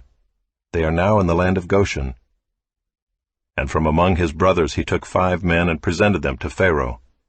Pharaoh said to his brothers, What is your occupation? And they said to Pharaoh, Your servants are shepherds, as our fathers were. They said to Pharaoh, We have come to sojourn in the land, for there is no pasture for your servants' flocks, for the famine is severe in the land of Canaan. And now please let your servants dwell in the land of Goshen. Then Pharaoh said to Joseph, Your father and your brothers have come to you. The land of Egypt is before you. Settle your father and your brothers in the best of the land. Let them settle in the land of Goshen, and if you know any able men among them, put them in charge of my livestock. Then Joseph brought in Jacob his father and stood him before Pharaoh, and Jacob blessed Pharaoh. And Pharaoh said to Jacob, How many are the days of the years of your life? And Jacob said to Pharaoh, The days of the years of my sojourning are 130 years. Few and evil have been the days of the years of my life, and they have not attained to the days of the years of the life of my fathers in the days of their sojourning. And Jacob blessed Pharaoh and went out from the presence of Pharaoh. Then Joseph settled his father and his brothers and gave them a possession in the land of Egypt, in the best of the land, in the land of Ramesses, as Pharaoh had commanded. And Joseph provided his father, his brothers, and all his father's household with food, according to the number of their dependents. Now there was no food in all the land, for the famine was very severe, so that the land of Egypt and the land of Canaan languished by reason of the famine. And Joseph gathered up all the money that was found in the land of Egypt and in the land of Canaan, in exchange for the grain that they bought. And Joseph brought the money into Pharaoh's house. And when the money was all spent in the land of Egypt and in the land of Canaan, all the Egyptians came to Joseph and said, "Give us food. Why should we die before your eyes? For our money is gone." And Joseph answered, "Give your livestock, and I will give you food in exchange for your livestock, if your money is gone." So they brought their livestock to Joseph, and Joseph gave them food in exchange for the horses, the flocks, the herds, and the donkeys. He supplied them with food in exchange for all their livestock that year. And when that year was ended, they came to him the following year and said to him, "We will not hide from my lord that our money is all spent. The herds of livestock are my lord's. There is nothing left in the sight of my lord but our bodies and our land. Why should we die before your eyes, both we and our land? Buy us and our land for food, and we with our land will be servants to Pharaoh.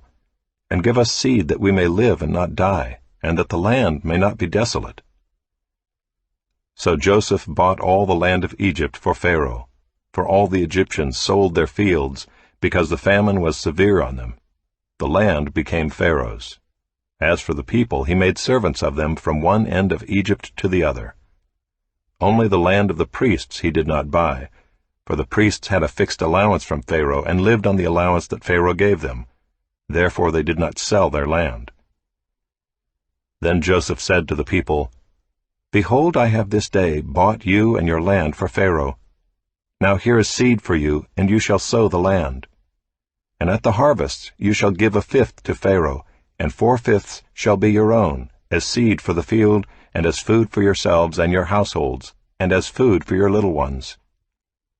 And they said, "You have saved our lives. May it please my lord, we will be servants to Pharaoh." So Joseph made it a statute concerning the land of Egypt, and it stands to this day, that Pharaoh should have the fifth. The land of the priests alone did not become Pharaoh's. Thus Israel settled in the land of Egypt, in the land of Goshen. And they gained possessions in it, and were fruitful and multiplied greatly.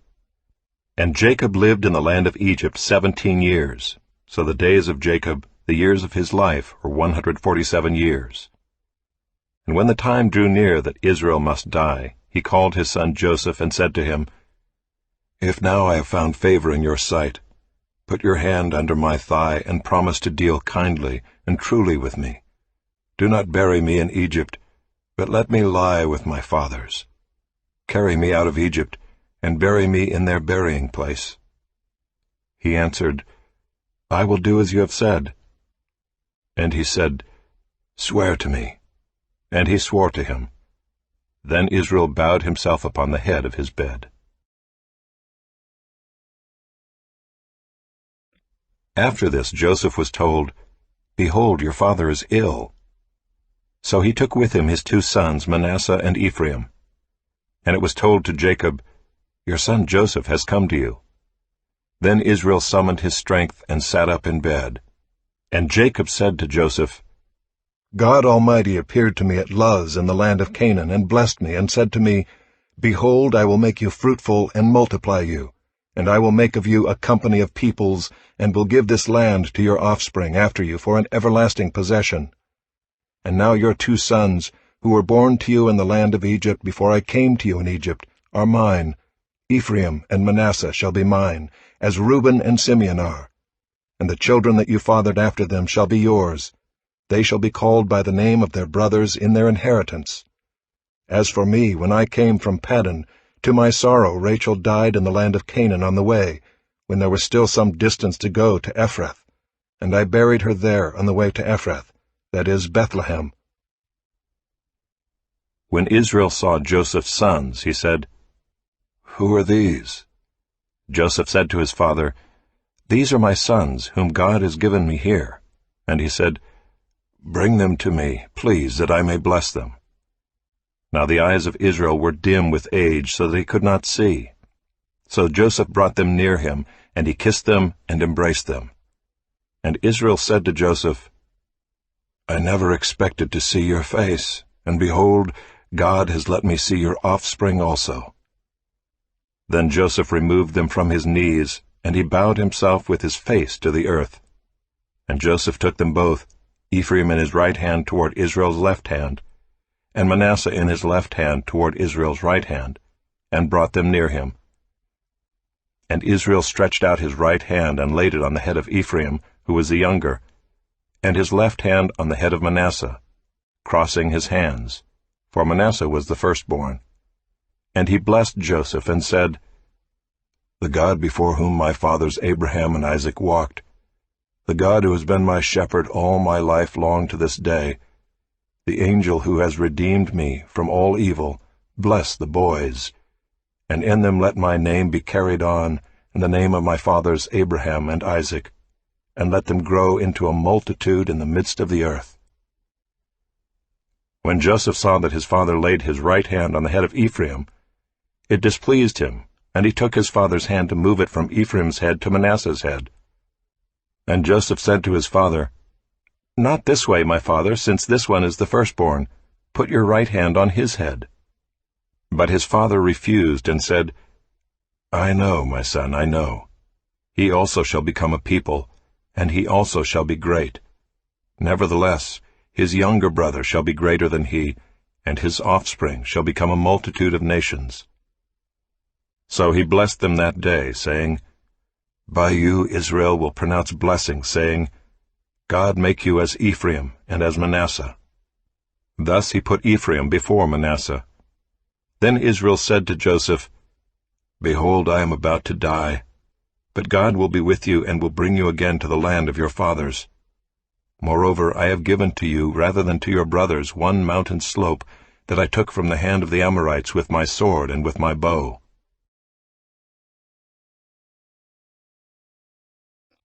Then Jacob called his sons and said, "Gather yourselves together, that I may tell you what shall happen to you in days to come. Assemble and listen, O sons of Jacob, listen to Israel your father. Reuben, you are my firstborn, my might, and the firstfruits of my strength, preeminent in dignity and preeminent in power. Unstable as water, you shall not have preeminence, because you went up to your father's bed, then you defiled it, he went up to my couch. Simeon and Levi are brothers, weapons of violence are their swords. Let my soul come not into their counsel, O my glory, be not joined to their company. For in their anger they killed men, and in their willfulness they hamstrung oxen. Cursed be their anger, for it is fierce, and their wrath, for it is cruel. I will divide them in Jacob and scatter them in Israel. Judah, your brothers shall praise you. Your hand shall be on the neck of your enemies. Your father's sons shall bow down before you. Judah is a lion's cub. From the prey, my son, you have gone up. He stooped down, he crouched as a lion and as a lioness. Who dares rouse him? The scepter shall not depart from Judah, nor the ruler's staff from between his feet, until tribute comes to him, and to him shall be the obedience of the peoples. Binding his foal to the vine, and his donkey's colt to the choice vine, he has washed his garments in wine, and his vesture in the blood of grapes.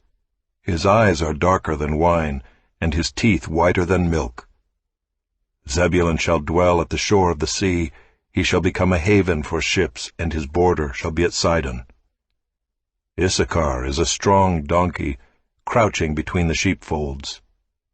He saw that a resting place was good, and that the land was pleasant, so he bowed his shoulder to bear, and became a servant at forced labor. Dan shall judge his people as one of the tribes of Israel.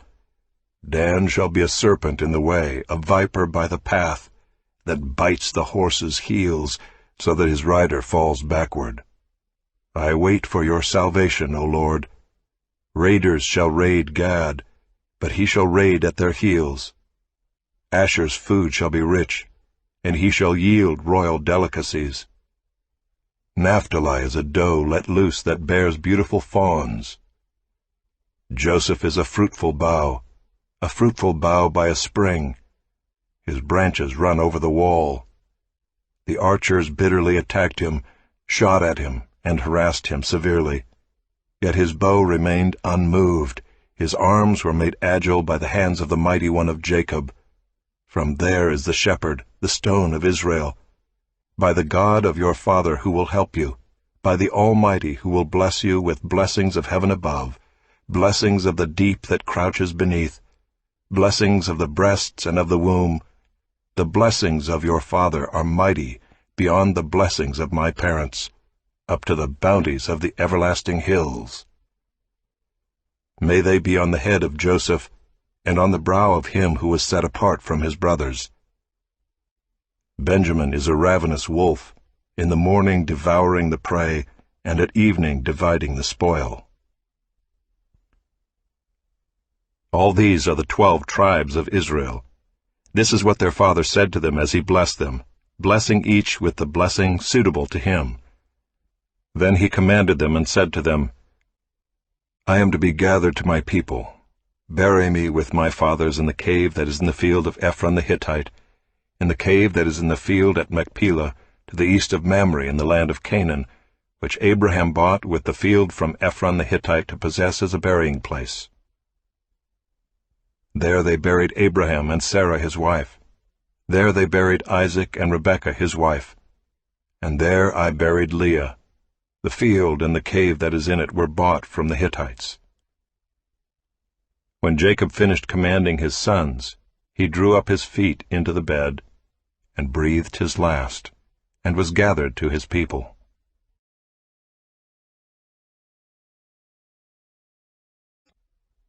Then Joseph fell on his father's face, and wept over him and kissed him. And Joseph commanded his servants, the physicians, to embalm his father. So the physicians embalmed Israel. 40 days were required for it, for that is how many are required for embalming. And the Egyptians wept for him 70 days.